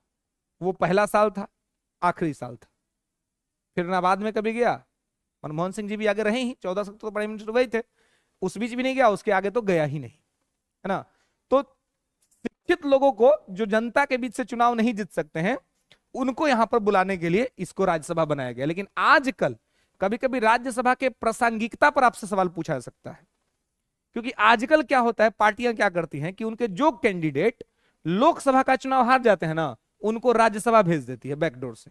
ये ठीक बात नहीं है, क्योंकि फिर इससे क्या हो, इस तो हुआ कि जनता ने जिसको रिजेक्ट किया, राज्यसभा के माध्यम से आपने उसको जनता पे थोप दिया। ये नहीं होना चाहिए। जो एजुकेटेड लोग हैं उनको ले आइए, उनकी योग्यता का लाभ लीजिए, तो ठीक है। ऐसा कि हमारे बड़े नेता हैं, हार गए तो हम उनको राज्यसभा भेज देंगे और राज्यसभा से हम उनको बुला लेंगे, इस तरह की चीजें नहीं होनी चाहिए, ठीक है। खैर, इसके अलावा चूंकि यहां पर 25 साल का ही एज है, इसलिए लोकसभा को कहा जाता है युवाओं का सदन, हाउस ऑफ यूथ, लिख लेंगे युवाओं का सदन। यहां 30 वर्ष है, तो 30 वर्ष में सब कह देता है हाउस ऑफ ओल्ड एज, वृद्धों का सदन, बुढ़वा लोग का सदन। बताइए 30 वर्ष में कोई बुढ़वा हो जाता है जी? बाप रे, यहाँ 50 वर्ष का नेता सब युवा नेता बन के घूम रहा है हम लोग के देश में, युवा नेता है, ठीक है, क्लियर है। तो ये वृद्धों का सदन। अब यहां पर चूंकि सरकार यहीं से बनती है ना, 272 प्लस कितना लाइएगा, 272, तो 272 लाइएगा तो सरकार बनेगा 272 प्लस, है ना। हालांकि मोदी तो ओवर कॉन्फिडेंस में घूम रहे, कह रहे हैं 400 पार। अब देखिए क्या होता है, 400 पार जाता है कि इनका भी फील गुड हो जाता है ना। अटल जी का फील गुड हुआ था, है ना, फील गुड करते करते बेचारे चुनाव हार गए। अब पता नहीं इनका क्या होगा, 4 जून को फिगर क्लियर हो जाएगा, है ना। 4 जून को कौन सा दिन पड़ रहा है जी? है? मंगलवार पड़ रहा है शायद, ट्यूसडे पड़ रहा है, कोई बात नहीं, वो दिन क्लास नहीं चलता, खाली प्रोजेक्टर पर न्यूज चलता हो, है ना। आइएगा आप लोग जरूर, है ना। सरकार चाहे जिसकी भी बने, मिठाई हम लोग जरूर खाएंगे, है ना। जिसका बन जाए उसको फोन कर लेना है खाली, क्या वो हो गया अब कुछ ही, है कि नहीं। अरे जब नेताजी लोग को इधर उधर होने में नहीं है, तो जनता को क्या होना चाहिए जी, है। ये लोग तुरंत गठबंधन कर लेता है, इसलिए इसलिए हम कहते हैं कि जनता को एक्सट्रीम लाइन नहीं पकड़ना चाहिए, ठीक है। जिसको वोट दिए दे दिए, बात खत्म हुआ। जो जीत गया फिर उसके साथ है, जीत गया उसी को ना स्वीकार करना है जी। जब जीत गया तब वो है नेता, तो वही को स्वीकार करना है कि ठीक है भैया आइए, आपका स्वागत है ना, एगो माला पहना दीजिए, बात खत्म हो गया, है ना। अब बिल्कुल कहे नहीं भाई, राहुल गांधी का कहे नहीं भाई, राहुल गांधी कोई खराब आदमी थोड़ी है, ये तो मोदी जी ने उसको खराब बना दिया है जी, ही गड़बड़ा दिए हैं, अलर बलर बात सब बोल बोल के, है ना। मतलब किसी आदमी को खराब करना हो तो उसके इमेज पर इतना ना बात बोल दीजिए क्यों इमेज खराब हो जाए। तो ये सब क्या है ना, राहुल गांधी कोई आदमी खराब थोड़ी है, पढ़ा लिखा आदमी है ना, और बोलता भी कोई गलत बात नहीं है, लेकिन ये लोग रिप्रेजेंट कर देता है उसको गलत तरीके से, ये गलत बात है ना। जीते चाहे कोई भी, और हम तो चाहते हैं कि अगर ये लोग नहीं जीतते हैं तो राहुल गांधी जीते और राहुल गांधी देश का प्रधानमंत्री बने, ठीक रहेगा वो ठीक रहेगा, है ना। बाकी ये लोग से बनने से अच्छा है ना, कि क्योंकि उस आदमी ने बहुत कुछ किया भी है, लेकिन वही दिक्कत है कि उसका जो मैटर सब है ना, वो सब बाहर नहीं आता है। 2014 में जाते जाते वो यूपीएससी में 2 चांस बढ़ा के गया था जनरल कैटेगरी के लिए, और उसके बाद सबका बढ़ गया, जनरल का बढ़ा तो फिर सबका बढ़ गया, एज भी बढ़ा के गया था। तो बिहार यूपी के लिए तो सबसे बड़ा काम वह है। बिहार यूपी के विद्यार्थी तो सबसे ज्यादा सिविल से करना तैयारी करते हैं जी, तो सिविल सर्विस में चांस बढ़ा देना, एज बढ़ा देना, ये राहुल गांधी का दिन था। लेकिन वही है कि उसको उतना प्रचार नहीं कर पाया बेचारा, तो लोग को मालूम ही नहीं चला कि वो क्या किया है। लेकिन जाते जाते 2014 का बात है, जाते जाते किए, है ना। आज जब वो गया था तो यूपीएससी में उस साल 1400 के अप्रोक्स में वैकेंसी था, अब मोदी जी उसको घटा घटा के 700 पर लिया दिए थे। इस बार से थोड़ा बढ़ना शुरू हुआ, मतलब पिछले बार से थोड़ा बढ़ना शुरू हुआ है और 900 के पास पहुंचा। तो जब गया था ना, मतलब कांग्रेस गई थी, तब यूपीएससी में 1400 समथिंग बहाली था। तो समझ सकते हैं 1400 बहाली कितना बड़ा बहाली होता है यूपीएससी के अंदर में, है ना। ये लगातार धीरे धीरे कम, अभी तो लगता है चुनाव हुआ था तो लगातार बढ़ रहा था, अब पता नहीं अगला बार से क्या होगा, है ना। अगर ये आ गए तो फिर मैटर कर देंगे, है ना। तो यहां पर इसको ध्यान रखना है कि ये किस किस प्रकार से स्थिति है ना। इसलिए देखिए हम कह रहे कि हमको कोई समस्या नहीं, कोई जीते, लेकिन हाँ अभी है कि वो बढ़िया से काम करे, है ना, वो बढ़िया से काम करे, देश के लिए बढ़िया काम करे, पॉलिसी बढ़िया बनाए, है ना, लॉजिकल बनाए, है ना। अगर लॉजिकल बनाएगा तो देश आगे जाएगा, और नहीं बनाएगा आपस में खा पी के रह जाएगा तो देश का बंटाधार फिर, है ना। तो इसलिए जीत को यो निराश नहीं होना है, मिठाई खाना है, और उसके सांसद को फोन कर देना है कि भैया बधाई हो, आप जीत गए हैं, है ना। कहाँ नहीं पहचानेगा जी, पहचानेगा, पहचानवाने का तरीका होता है ना, कैसे नहीं पहचानेगा पगला से, है? कोई बात नहीं, तो अड़ोस पड़ोस में खोजना है कि अगल बगल संसदीय क्षेत्र में कोई जीता होगा ना, कोई तो जीता होगा अगल बगल में, है ना। काहे को कोई से बैर, है ना, किसी से कोई बैर नहीं, जो जीता उसी का ठीक है ना। यहाँ आप लोग तो एकदम बढ़िया जगह पर आते हैं जी, यहाँ से आप सीधे चल जाइए बिरचंद पटेल पथ में, है ना, ये अगवाई इनकम सीधे सब पार्टी का कार्यालय है, खाली देखिए कहाँ मिठाई बट रहा है ना, कहीं ना कहीं तो बटेगा, क्योंकि सबका कार्यालय इसी में है, तो कि कहीं ना कहीं तो बटेगा जी, है ना, ये निश्चित है बटेगा, बस जाकर वहां मिल लेना है, बात कर लेना है, मला पहना देना है ना। है ना, क्लास क्या बंद होगा जी, क्लास बंद नहीं, है ना, है ना। क्लास क्या के लिए बंद करिएगा, उस सबके काम के लिए अपना काम डिस्टर्ब मत करिए, है ना, काम के साथ उस काम को करिए तो ठीक है। चलिए, तो यहां पर इसको ध्यान रखिए, ये युवाओं का सदन है और ये वृद्धों का सदन है, ठीक है। बहुमत से बनता है इसलिए बहुमत का सदन, हाउस ऑफ मेजोरिटी, लोकसभा को कहते हैं बहुमत का सदन, हाउस ऑफ मेजोरिटी।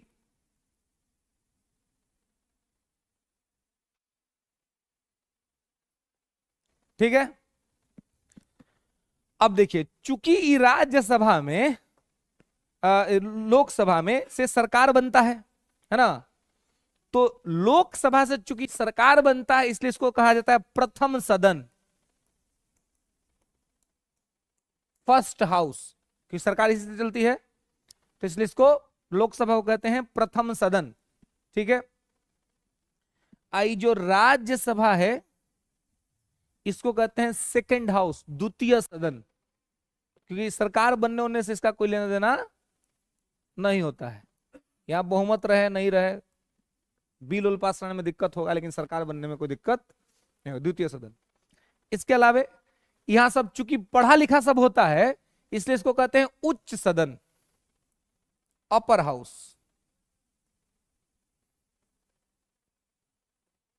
है ना, ये उच्च सदन कहलाता है, अपर हाउस।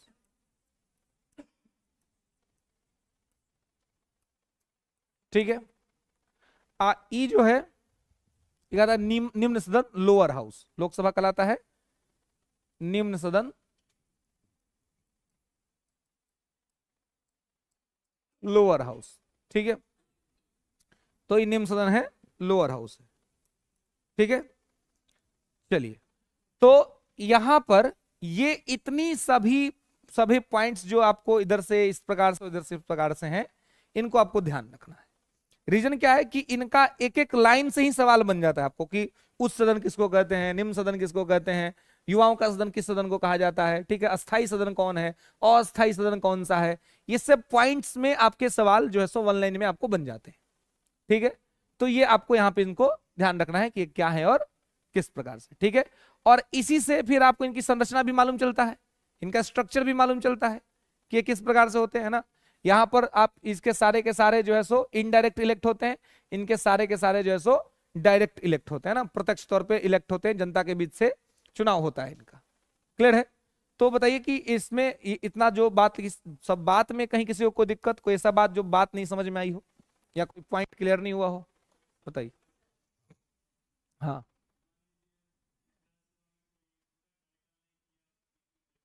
हम्म हम्म। हाँ, नहीं ये देखिए, लोकसभा, राज्यसभा, विधानसभा, विधान परिषद में मध्यावधि चुनाव होता है, ठीक है। मध्यावधि चुनाव का मतलब है कि बचे हुए काल के लिए, तो उस एज में अगर मान लीजिए कोई 3 साल रहा और डेथ हो गया, तो उसके बाद जो चुन के आएगा वो फिर 3 साल रहेगा, बस 3 साल रखकर उसका कंप्लीट हो जाएगा। जैसे कि लोकसभा में भी होता है कि अगर बीच उपचुनाव है ना, वही मध्यावधि चुनाव, कि जितना कार्यकाल बचे वो उतना कार्यकाल के लिए आप चुने जाइएगा। फिर अगर आपको कंटिन्यू करना है तो उतना साल कंप्लीट करिएगा, तो फिर आपका चुनाव होगा, उसके बाद आप ये करेंगे। तो ये लोकसभा में भी होता है, हाँ विधानसभा में भी होता है, राज्यसभा में भी होता है और विधान परिषद में भी होता है। ठीक है, कि बचे हुए कार्यकाल के लिए चुनाव होता है। ऐसा नहीं होता है कि आप बनेंगे तो फिर आप उस समय से फिर आपका 6 साल हो जाएगा, नहीं। 2/3 है, प्रेजेंट में 2/3 है, हाँ प्रेजेंट में 2/3 है। ठीक है, 2010 में 2001 ही से, है ना। 2001 में ही क्या हुआ, हाँ तो उसका 2/3 हुआ। इसका रीजन क्या है कि उसके बाद आप देखेंगे तो भविष्य में क्या हुआ कि ये तय हुआ था कि अब जनगणना का जो ईयर है वो चेंज किया जाएगा, है ना, क्योंकि जनसंख्या तो बहुत बड़ी है ना।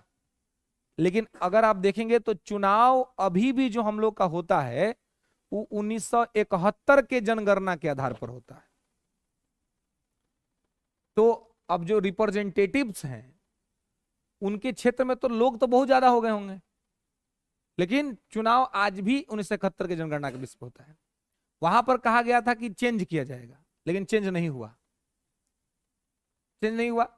तो यहां पर हुआ डिमांड्स कि भाई अधिक से अधिक जो लोग हैं उनको मौका देने के लिए हम क्या इतना तो कर सकते हैं कि 2/3 को रिटायर्ड करें, 2/3 को अपॉइंट करें। कि भाई इससे क्या होगा कि अधिक से अधिक लोग को मौका मिलेगा, है ना।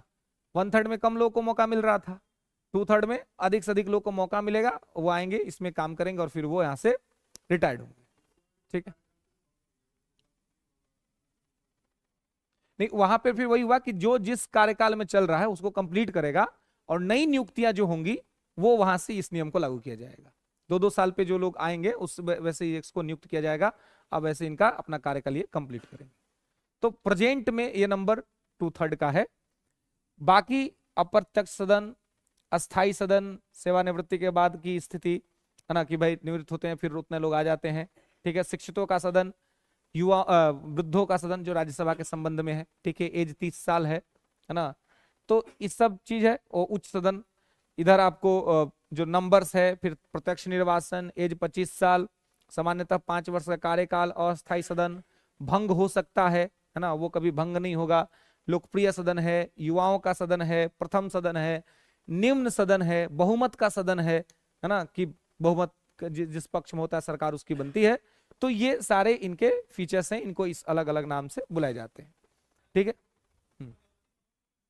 लोकसभा को, हाँ इसको मेजोरिटी हाउस नहीं, क्योंकि वहां से उसका मेजोरिटी से कोई लेना देना नहीं है। नंबर्स आपके भले आप सत्ता में आ गए हैं, राज्यसभा में आपकी संख्या कम है तो उससे कोई फर्क नहीं पड़ता है।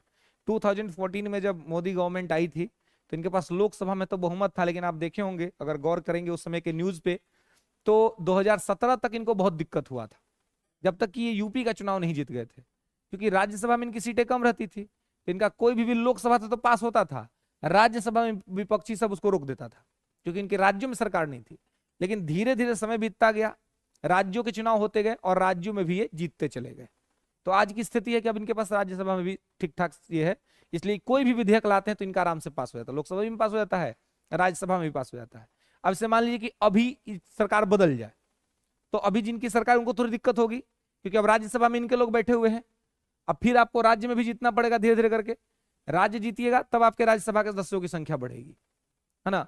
तो इस तरीके से यहां पर उनको स्टार्टिंग में दिक्कत हुआ, तो 2-3 साल एक बिल सत्ता में आने के साथ ही वो एक बिल लाए थे, लैंड इक्विजिशन बिल, भूमि अधिग्रहण कानून, है ना। उस पर मोदी गवर्नमेंट को लगातार अध्यादेश लाना पड़ा था, क्योंकि पास ही नहीं हो पाता था। इसलिए इनका आलोचना भी हुआ कि तो अध्यादेशों की सरकार बन गई है, बहुमत पे आई है लेकिन अध्यादेश से सरकार चल रहा है। तो फिर विपक्ष ने जो उसमें संशोधन कहा कि ये संशोधन करिएगा तो हम पास करेंगे, तो विपक्ष का बात मानना पड़ा, उस संशोधन को करना पड़ा, तब जाकर के वो बिल पास हुआ था। क्योंकि उस पर लगभग 6-7 बार अध्यादेश जो है सो ला दिए थे, है ना। तो राज्यसभा में आपके सीट्स कम हो ज्यादा हो उससे सरकार पर कोई असर नहीं पड़ता है। सरकार पर असर पड़ता है लोकसभा के सीट में, कि लोकसभा में अगर आपको सरकार बनानी है तो आपको अकेले 272 से प्लस आ जाए, या अगर आपको अकेले नहीं भी आया तो गठबंधन किए हैं तो गठबंधन का 272 से प्लस आ गया, गठबंधन ने आपको अपना नेता मान लिया, तो ऐसी स्थिति में आपको यहां पर रखा जाएगा। राज्यसभा में 12 को मनोनयन किया जाता है ना। तो राष्ट्रपति जब पढ़ाए थे तो आपको वहां पे लिखाए थे। हाँ हाँ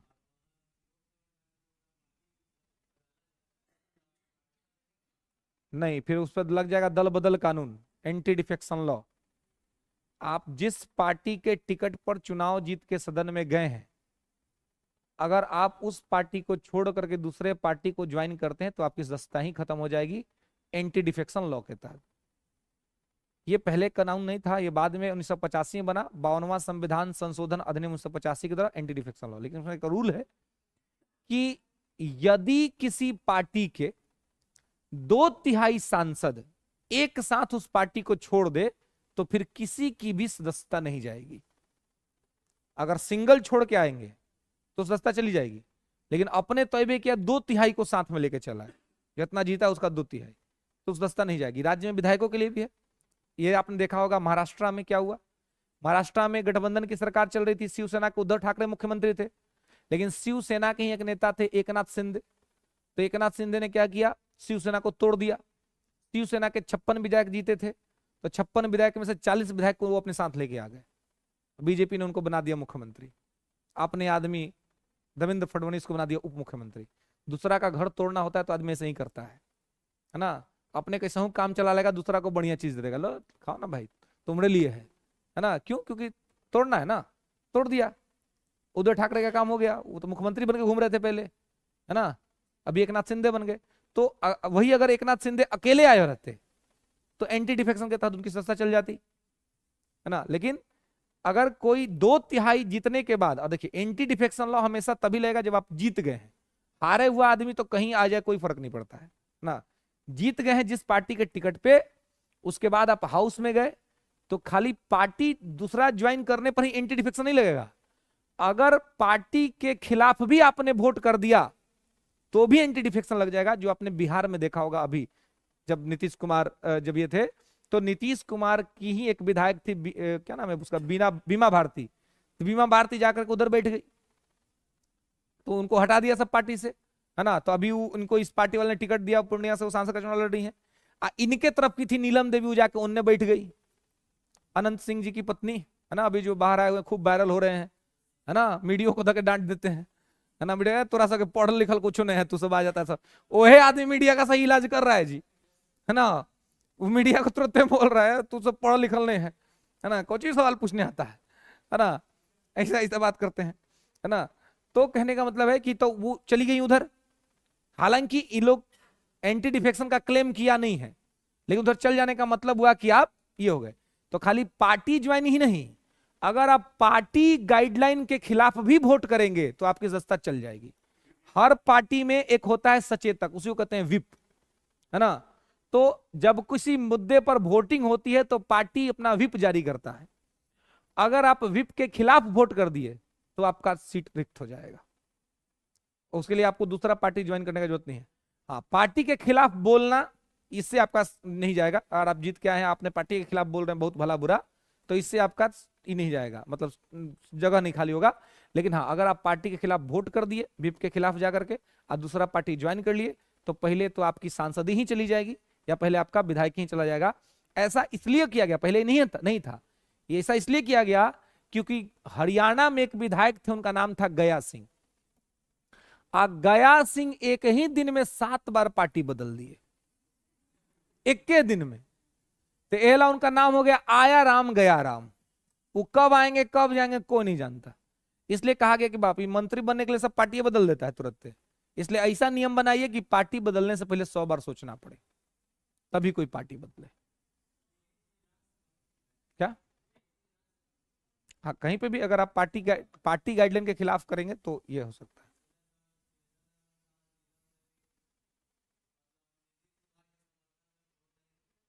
चले गए उधर, चले गए नीतीश कुमार के समर्थन में चले गए। ये लोग थे इधर से ना, चेतन भी थे इधर से ही, आरजेडी से थे। आज जब वोटिंग हुआ तो लोग जाके उधर बैठ गया, तो इसका मतलब कि पाला बदल लिया, एंटी डिफेक्शन हो गया। फिर ये लोग समर्थन कर दिया नीतीश कुमार का, तो नीतीश कुमार का समर्थन कर दिया, और उनको एगो विधायक आ गई इनने, है ना, बीमा भारती। तो इधर उधर जो करेगा उसका सस्ता चल जाता है। हालांकि ऑपोजिशन ने क्लेम ही नहीं किया है अभी तक कि इनका जाना चाहिए। क्लेम करना पड़ता है अपोजिशन को कि भाई अब इनको ये कर दीजिए। तो अपोजिशन भी देख रहा है कि अभी तो चुनाव ही है अगला साल विधानसभा का, और उससे भी अच्छा हो सकता है तेजस्वी जी उम्मीद लगाए हो कि चाचा तो अबे न करेंगे, है कि नहीं, अपने तो है, अभी चुनाव लड़ने गए होंगे लोकसभा का, फिर बाद में कहीं आ जाए, ये भी हो सकता है ना। ये भी मोह होगा अभी कहीं की, क्या पता कि अभी गए हैं लोकसभा चुनाव लड़ लेंगे, 10 12 15 को सांसद हो जाएगा तो फिर वो आ जाएंगे इन्हें, तो आ जाएंगे तो विधानसभा हम लोग साथे लड़ लेंगे, तो क्या क्लेम करना है ना। इसलिए आप देखिएगा आपकी तेजस्वी ज्यादा नहीं बोलते हैं नीतीश के खिलाफ, है ना। नीतीश कुमार के खिलाफ वो जो कदम अभी भी चाचा जी ही कहते हैं कि यार कोई बात नहीं, कोई ना कोई उनकी मजबूरी रही होगी, है ना। तो उनको अभी भी उम्मीद है। लालू जी तो बोल ही चुके हैं कि वो तो नीतीश आते जाते रहते हैं, कोई बात नहीं है ना। तो मतलब दरवाजा उधर से बंद नहीं है। तो जिस दिन इधर ये होगा, अब कल रोड शो था, सब न्यूज वायरल कर दिया, नीतीश जी बेचारे कमल धरा दिया उनके हाथ में, अब वो कमल लेके दिखा रहे हैं, बाद में उनको मालूम चला कि पगली की बोलो, हम तो कमल दिखा रहे हैं, और नीचे कर दिया तो कैमरा वाला सब ऐसा नहीं पूरा फोकस के, लेकिन ले जब जब समझ में आया तो नीचे कर दी नीतीश जी, है ना। तो कब आ जाएंगे उनका भी ये नहीं है। तो ये लोग भी इसलिए ज्यादा क्लेम उलेम नहीं किया है कि क्लेम क्या करना है, क्या पता आ जाए उधर इधर है, तो इधर आ जाएंगे तो फिर कोई दिक्कत नहीं है। तो इसलिए अपना अभी क्लेम उलेम वैसा कुछ नहीं हुआ है। हाँ, निर्दलीय पार्टी ज्वाइन नहीं करता है, निर्दलीय बाहर से समर्थन दे देता है कि हम इस पार्टी को समर्थन कर रहे हैं, चाहे तो जाएगा तो उसका सीटें रद्द हो जाएगा, उसका भी इनका एंटी डिफेक्शन हो जाएगा। चुन के आए हैं निर्दलीय, जल चलिए किसी पार्टी में जाने का मतलब पार्टी ज्वाइन नहीं करता है कि हम पार्टी, हमारे पार्टी का हो गए, समर्थन दे देता है। वो बाहर से ही अपना समर्थन दे देगा कि भाई हम आपको सपोर्ट कर रहे हैं, और उसका सपोर्ट का वैल्यू होगा, माना जाएगा। जैसे मान लीजिए कि इनकी सरकार बन रही है और एक दूसरे वोट कम हो रहा है, तो निर्दलीय अगर सपोर्ट कर दिए तो सरकार इनकी बन जाएगी, कोई दिक्कत नहीं। लेकिन उस जा करके उस पार्टी को ज्वाइन नहीं करेंगे, है ना। अब वो निर्दलीय उनकी आइडेंटिटी रहेगी, ठीक है। बाकी सुख सुविधा सब रहेगा, ये लोग चाहेगा तो उसको मंत्री भी बना सकता है ना। हाँ हाँ बिल्कुल, तो ये हो सकता है, कोई दिक्कत नहीं है ना। क्या? हाँ हाँ बिल्कुल, अगर सजा जाएगी तो हाँ उपचुनाव होगा वहां पर। हम्म। क्या? नहीं, वहाँ सीक्रेट बैलेट पे होता है, इसलिए विप नहीं किया जाता है ना। सीक्रेट बैलेट वहां होता है कि छुपा करके देना है सबको। हाँ हाँ बोलिए बोलिए। हाँ। नहीं,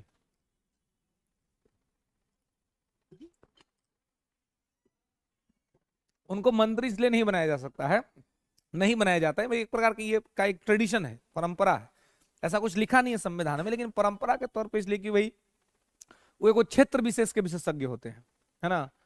तो उनको ये कहता है कि आप अपने क्षेत्र विशेष में आप काम करिए, है ना। उसके लिए आपको फंड एलोकेट किया जाएगा, उसके लिए चीजें दी जाएंगी, है ना। तो ये सारा चीज वहां पर किया जाता है, लेकिन उनको मिनिस्टर्स के जो पोस्ट हैं वो ऑफर नहीं किए जाते हैं, ठीक है। चलिए, तो यहां पर इसको आपको ध्यान रखना है। अब देखिए यहां तक इतने सारे जो पॉइंट्स लिखे उसमें किसी को कोई दिक्कत नहीं है। चलिए, तो आगे आइए अब आर्टिकल 82 पर, अनुच्छेद 82 पर आइए।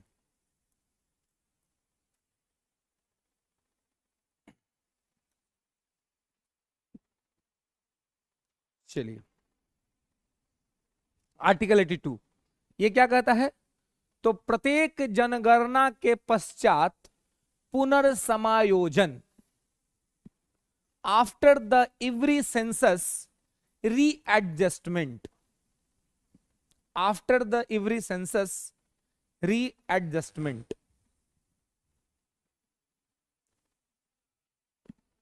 प्रत्येक जनगणना के पश्चात पुनर्समायोजन, ठीक है।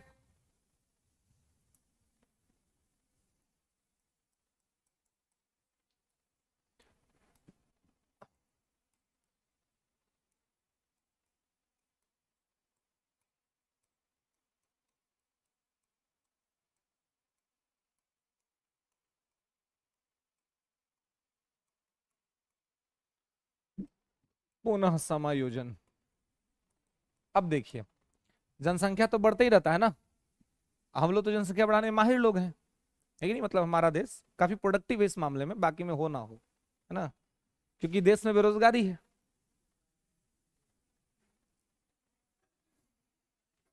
तोहरा कौन सा क्लाइमेट तोरा प्रभावित कर लो, हमरा बता नहीं है?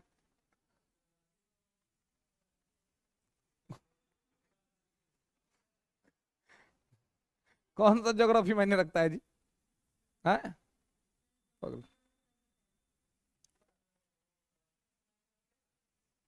क्लाइमेट मायने रखेगा?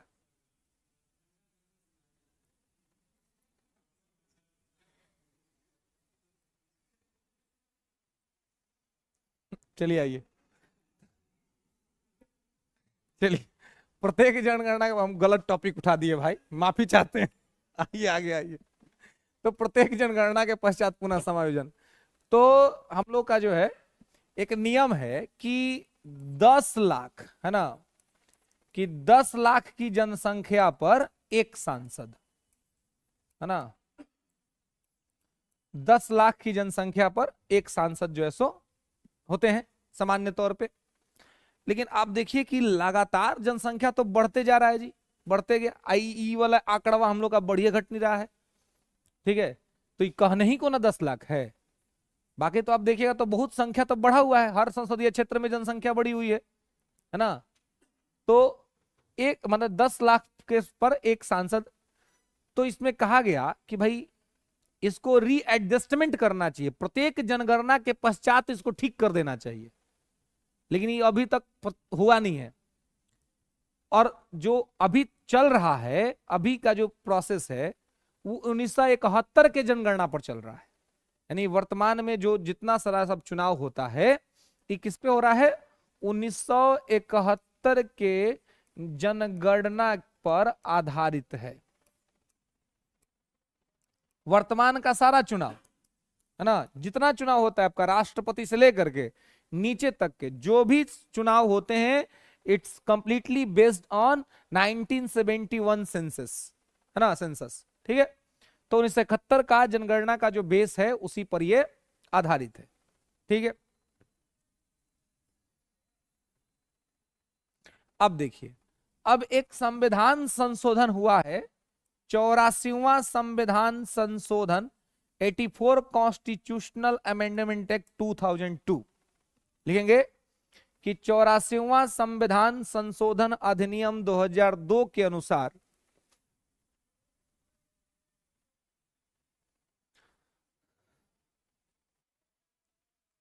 2002 के अनुसार 2026 तक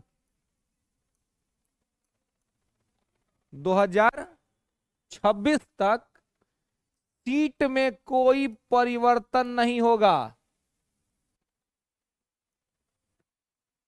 2026 तक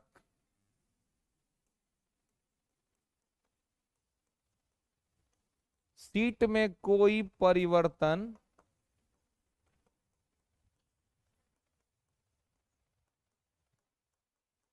नहीं होगा, ठीक है। 84वां संविधान संशोधन अधिनियम 2002, 2026 तक सीट में कोई परिवर्तन नहीं होगा, ठीक है। मतलब कि जो सीट सब है वो 26 तक यही सीट रहेगा। अब तो मान लीजिए 24 का इलेक्शन हो ही रहा है, ठीक है, तो 26 तक कोई नहीं, 26 तक तो यही सब जितना चुनाव होगा में यही सब नियम सब चलेगा। लेकिन इसी में कहा गया है कि 2026 के बाद जो चुनाव सब होगा वो 2001 के जनगणना के आधार पर होगा। 2026 के बाद जो भी चुनाव होंगे वो 2001 के जनगणना के आधार पर होगा, ठीक है। हाँ, इसी में लिखा हुआ है कि ये 26 तक में कोई सीट में परिवर्तन नहीं करेंगे, और 2026 के बाद का जितना भी चुनाव होगा उस सब चुनाव कराया जाएगा 2001 के जनगणना के बेस पर। इसको नोट कर लिख लेंगे कि 2001 के जनगणना के आधार पर किया जाएगा, ठीक है। तो 26 के बाद जो होगा वो 2001 के जनगणना के आधार पर। अभी तक जो भी चुनाव हो रहा है वो किस पर हो रहा है? 1971 के जनगणना के आधार पर हो रहा है, ठीक है। तो ये ध्यान रखेंगे कि ऐसे समय के साथ जो है सो इससे चीजें जो है सो वो अपना बदलाव होता रहता है, ठीक है। लेकिन इस सब में जनगणना को थोड़ा सा ठीक करना, इसके लिए परिसीमन आयोग का गठन करना पड़ता है ना। तो परिसीमन आयोग बनती है, वो अपना रिपोर्ट सबमिट से, कभी कश्मीर में बना हुआ है परिसीमन आयोग। कोर्ट ने कहा कि जल्दी से परिसीमन कराइए, सीट एलोकेट कीजिए और उसके बाद चुनाव आप जो है सो जल्दी से करा दीजिए, है ना। तो परिसीमन आयोग बनता है, वही परिसीमन आयोग जो है वो रिपोर्ट देता है और उसी रिपोर्ट के आधार पर ये सारी चीजें होती हैं, ठीक है। तो 26 के बाद सरकार चाहेगी तो ये सब कराएगी, फिलहाल तो यही सब नियम जो है सो चलेगा, ठीक है। नेक्स्ट आगे आइए। हाँ, क्या मूल संविधान लिखा हुआ लगा उन्होंने? हाँ, ये नहीं हो पा रहा है, ये नहीं हो पा रहा है क्योंकि सरकारें लेजी हैं, नहीं करा पा रही। बिल्कुल, तो सरकार की मर्जी है, जब चाहे तब बदल दे, तो संशोधन को पास करेगी, कह दे कि ये वाला बात खत्म, ये वाला बात शुरू हो जाएगा, ये उनकी मर्जी है। हाँ, लेकिन फिलहाल यही है, ठीक है। नेक्स्ट आइए, आर्टिकल 83। आर्टिकल 83 अनुच्छेद 83, इसमें कुछ खास है नहीं, जो पीछे आपको पढ़ा दिया बता दिया वही है। सदनों की अवधि, tenure of houses, tenure of houses, सदनों की अवधि, टेन्योर ऑफ हाउसेज, ठीक है। सदनों की अवधि, ये आर्टिकल 83 है। तो अभी आपको सदनों की अवधि तो अभी मैंने आपको बता दिया था, है ना, कि आपको लोकसभा सामान्यतः 5 साल और राज्यसभा तो अस्थाई, मतलब ये अस्थाई सदन ही है, इसके सदस्यों का कार्यकाल 6 वर्ष का होता है। राज्यसभा जो है वो जीवन भूति पिए हुए है, मृत संजीवनी इसको पिलाया गया है, ये मरेगा नहीं कभी, है ना, मतलब इसको मरने का कोई चांस नहीं है, ये अमर है। राज्यसभा अमर है, लोकसभा मरेगा प्रत्येक 5-5 साल पे, प्रत्येक 5 साल पर मरेगा, फिर चुनाव होगा तो चुनाव में इसको जीवन घुट्टी पिला दिया जाएगा। जैसे अभी इतना सांसद लोग चुने गए थे, तो 5 साल तो खूब दिल्ली में मजा की एकदम, कोई टेंशन नहीं। देखिए चुनाव के वर्ष में सब गांव गांव घूम रहा है, ये लोग कहियो गांव में नहीं दिखता है जी, अभी सब गांव में पूरा मुंह लाल भइल है एकदम, मुंह में दाना दाना निकल है पगला सबके, है ना। कहे एसी में रहने का आदत है ना, दिल्ली में सेंट्रल में एसी में रहने का आदत है। अभी गांव के ही दोपहरिया पंचाग्नि ताप रहा है ना गांव में, हम लोग खुद नहीं निकलते, पगला सब कहाँ कहाँ जाके घूम रहा है जी, कहला घूम रहा है वोट के लिए, है ना, कि भाई हमको वोट दे दीजिए, है ना। ये अभी समझ में आता है डेमोक्रेसी का पावर, कि भाई क्या पावर है ना, सबको घूमना पड़ रहा है। अब फिर ये सब जीत के जाके शिफ्ट हो जाएगा वहां, है ना। पहले तो जिस जैसे जैसे चुनाव खत्म हो रहा है ना, ये सब चल जा रहा है रेस्ट में, है ना। चुनाव खत्म होता है सब चल जाते हैं एकदम बढ़िया, कहीं चल जाएगा आराम से अपना इलाज कराएगा, रेस्ट करेगा 1-1.5 महीना, है ना। और खास करके कब तक, चुनाव के रिजल्ट तक। जिस जिस दिन रिजल्ट रहता है ना भाई, जिसका तो रिजल्ट हो गया उसका तो ठीक है, मतलब जिस जो बन गया उसका तो ठीक है, और जो हारता है ना वो कम से कम 2-3 महीना तक उसको नींद नहीं आता है, वो सब अपन दवाई ववाई लेके सोता है, फिर अपना ये करता है, अपने आपको समझाता है, क्योंकि अब अवसर भी तो 5 साल बाद आने वाला है ना।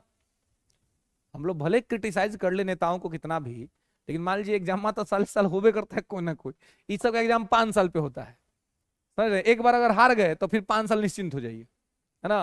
अब 5 साल तक कोई काम नहीं है, अब बस ये लोग के शादी ब्याह में घूम के न्योता करिए, पूरी खाइए, बात खत्म है कि नहीं। आज जो जीत गया सो दिल्ली में बैठा है सांसद बन के, है ना। देखिएगा जो हारा हुआ सब रहता है ना, वो रोज आपके यहाँ आएगा, आपके घर में बच्चे होगा ना, कार्ड भेज देगा, मंत्री जी आइएगा, पूर्व मंत्री आएंगे, काम ही नहीं मंत्री जी को, क्या करेंगे, आएंगे। लेकिन जो जीत जाता है उसको तो नहीं कार्ड भेजिएगा, तो वो कोई ना कोई बहाना लगा देगा, कहेगा कि हम अभी हैं दिल्ली में, अभी तो संसद का सत्र चल रहा है, तो अभी बिजी हैं, आएंगे कभी बाद में आके मिल लेंगे, अभी वो नहीं करेगा। आई हारने वाला सब आ जाता है, हारने वाला बोल के ठीक, क्यों बेचारा आएगा तो कम से कम, जीतने वाला सब तो चल जाता है दिल्ली। तो यहां पर आपको यही क्या है, टेन्योर है। तो टेन्योर यही जो हमको पीछे हमने आपको बता दिया था वो कॉलम खींच करके, कि 5 वर्ष का इनका है, इनका ये जो है सो अस्थायी है, ठीक है, टेम्पररी है। क्लियर है क्या? इसमें सदस्यों का कार्यकाल होता है, सदन का नहीं, ठीक है। सदस्य का 6 वर्ष का कार्यकाल होता है, सदन का नहीं। यहाँ पे सदन का ही 5 वर्ष का है ना। सदन ही 5 वर्ष में खुद ही विघटित हो जाएगा, खुद ही खत्म हो जाएगा। हाँ, 2/3, हाँ हाँ, ठीक है। चलिए नेक्स्ट आइए, आर्टिकल 84, अनुच्छेद 84। अनुच्छेद 84 है सदस्यों की अर्हता, सदस्यों की अर्हता। वो तो देख तू अखवा घुमा ले जैसे कि ई की बोल लो अर्हता। अर्हता शुद्ध हिंदी है, सामान्य हिंदी में इसको कहेंगे योग्यता। तब आराम से बुझा जाएगा कि क्वालिफिकेशन है ना, क्वालिफिकेशन ऑफ मेंबर्स है ना, सदस्यों की अर्हता। ठीक है, सदस्यों की अर्हता है ना। तो सदस्यों की अर्हता, इनमें इनकी योग्यता क्या होनी चाहिए?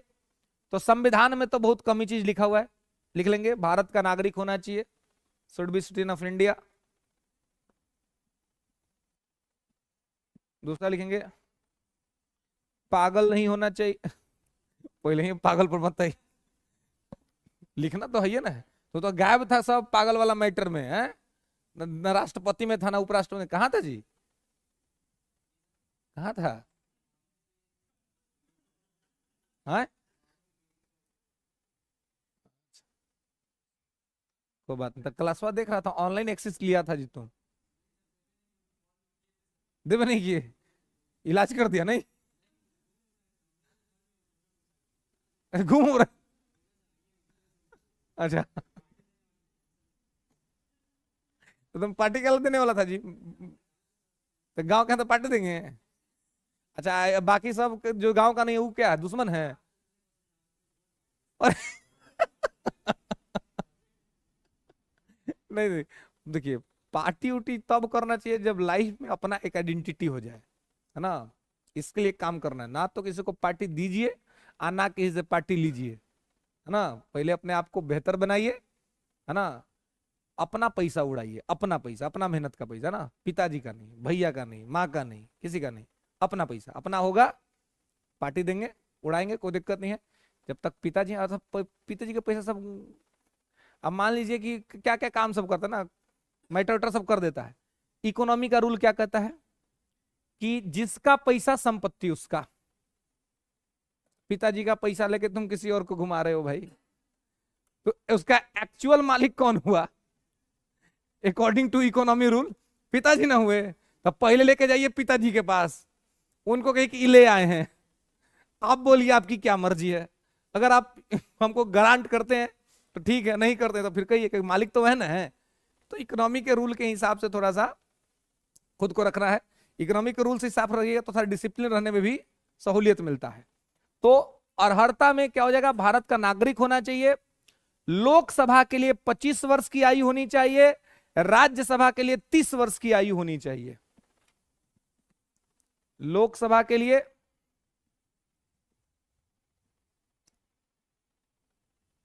25 वर्ष की आयु होनी चाहिए और राज्यसभा के लिए 30 वर्ष की आयु होनी चाहिए। ठीक है, अब लिख लीजिए कि पागल नहीं होना चाहिए, लिख लिए पागल पलाइए डाल लिया जी। 3 गो शर्त है, पागल नहीं होना चाहिए, दिवालिया नहीं होना चाहिए, और इसके अलावे लाभ के पद पर नहीं होना चाहिए, should not take any post of profit.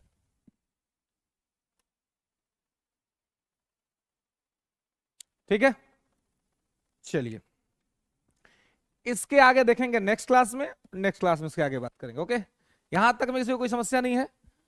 चलिए मिलते हैं फिर नेक्स्ट क्लास।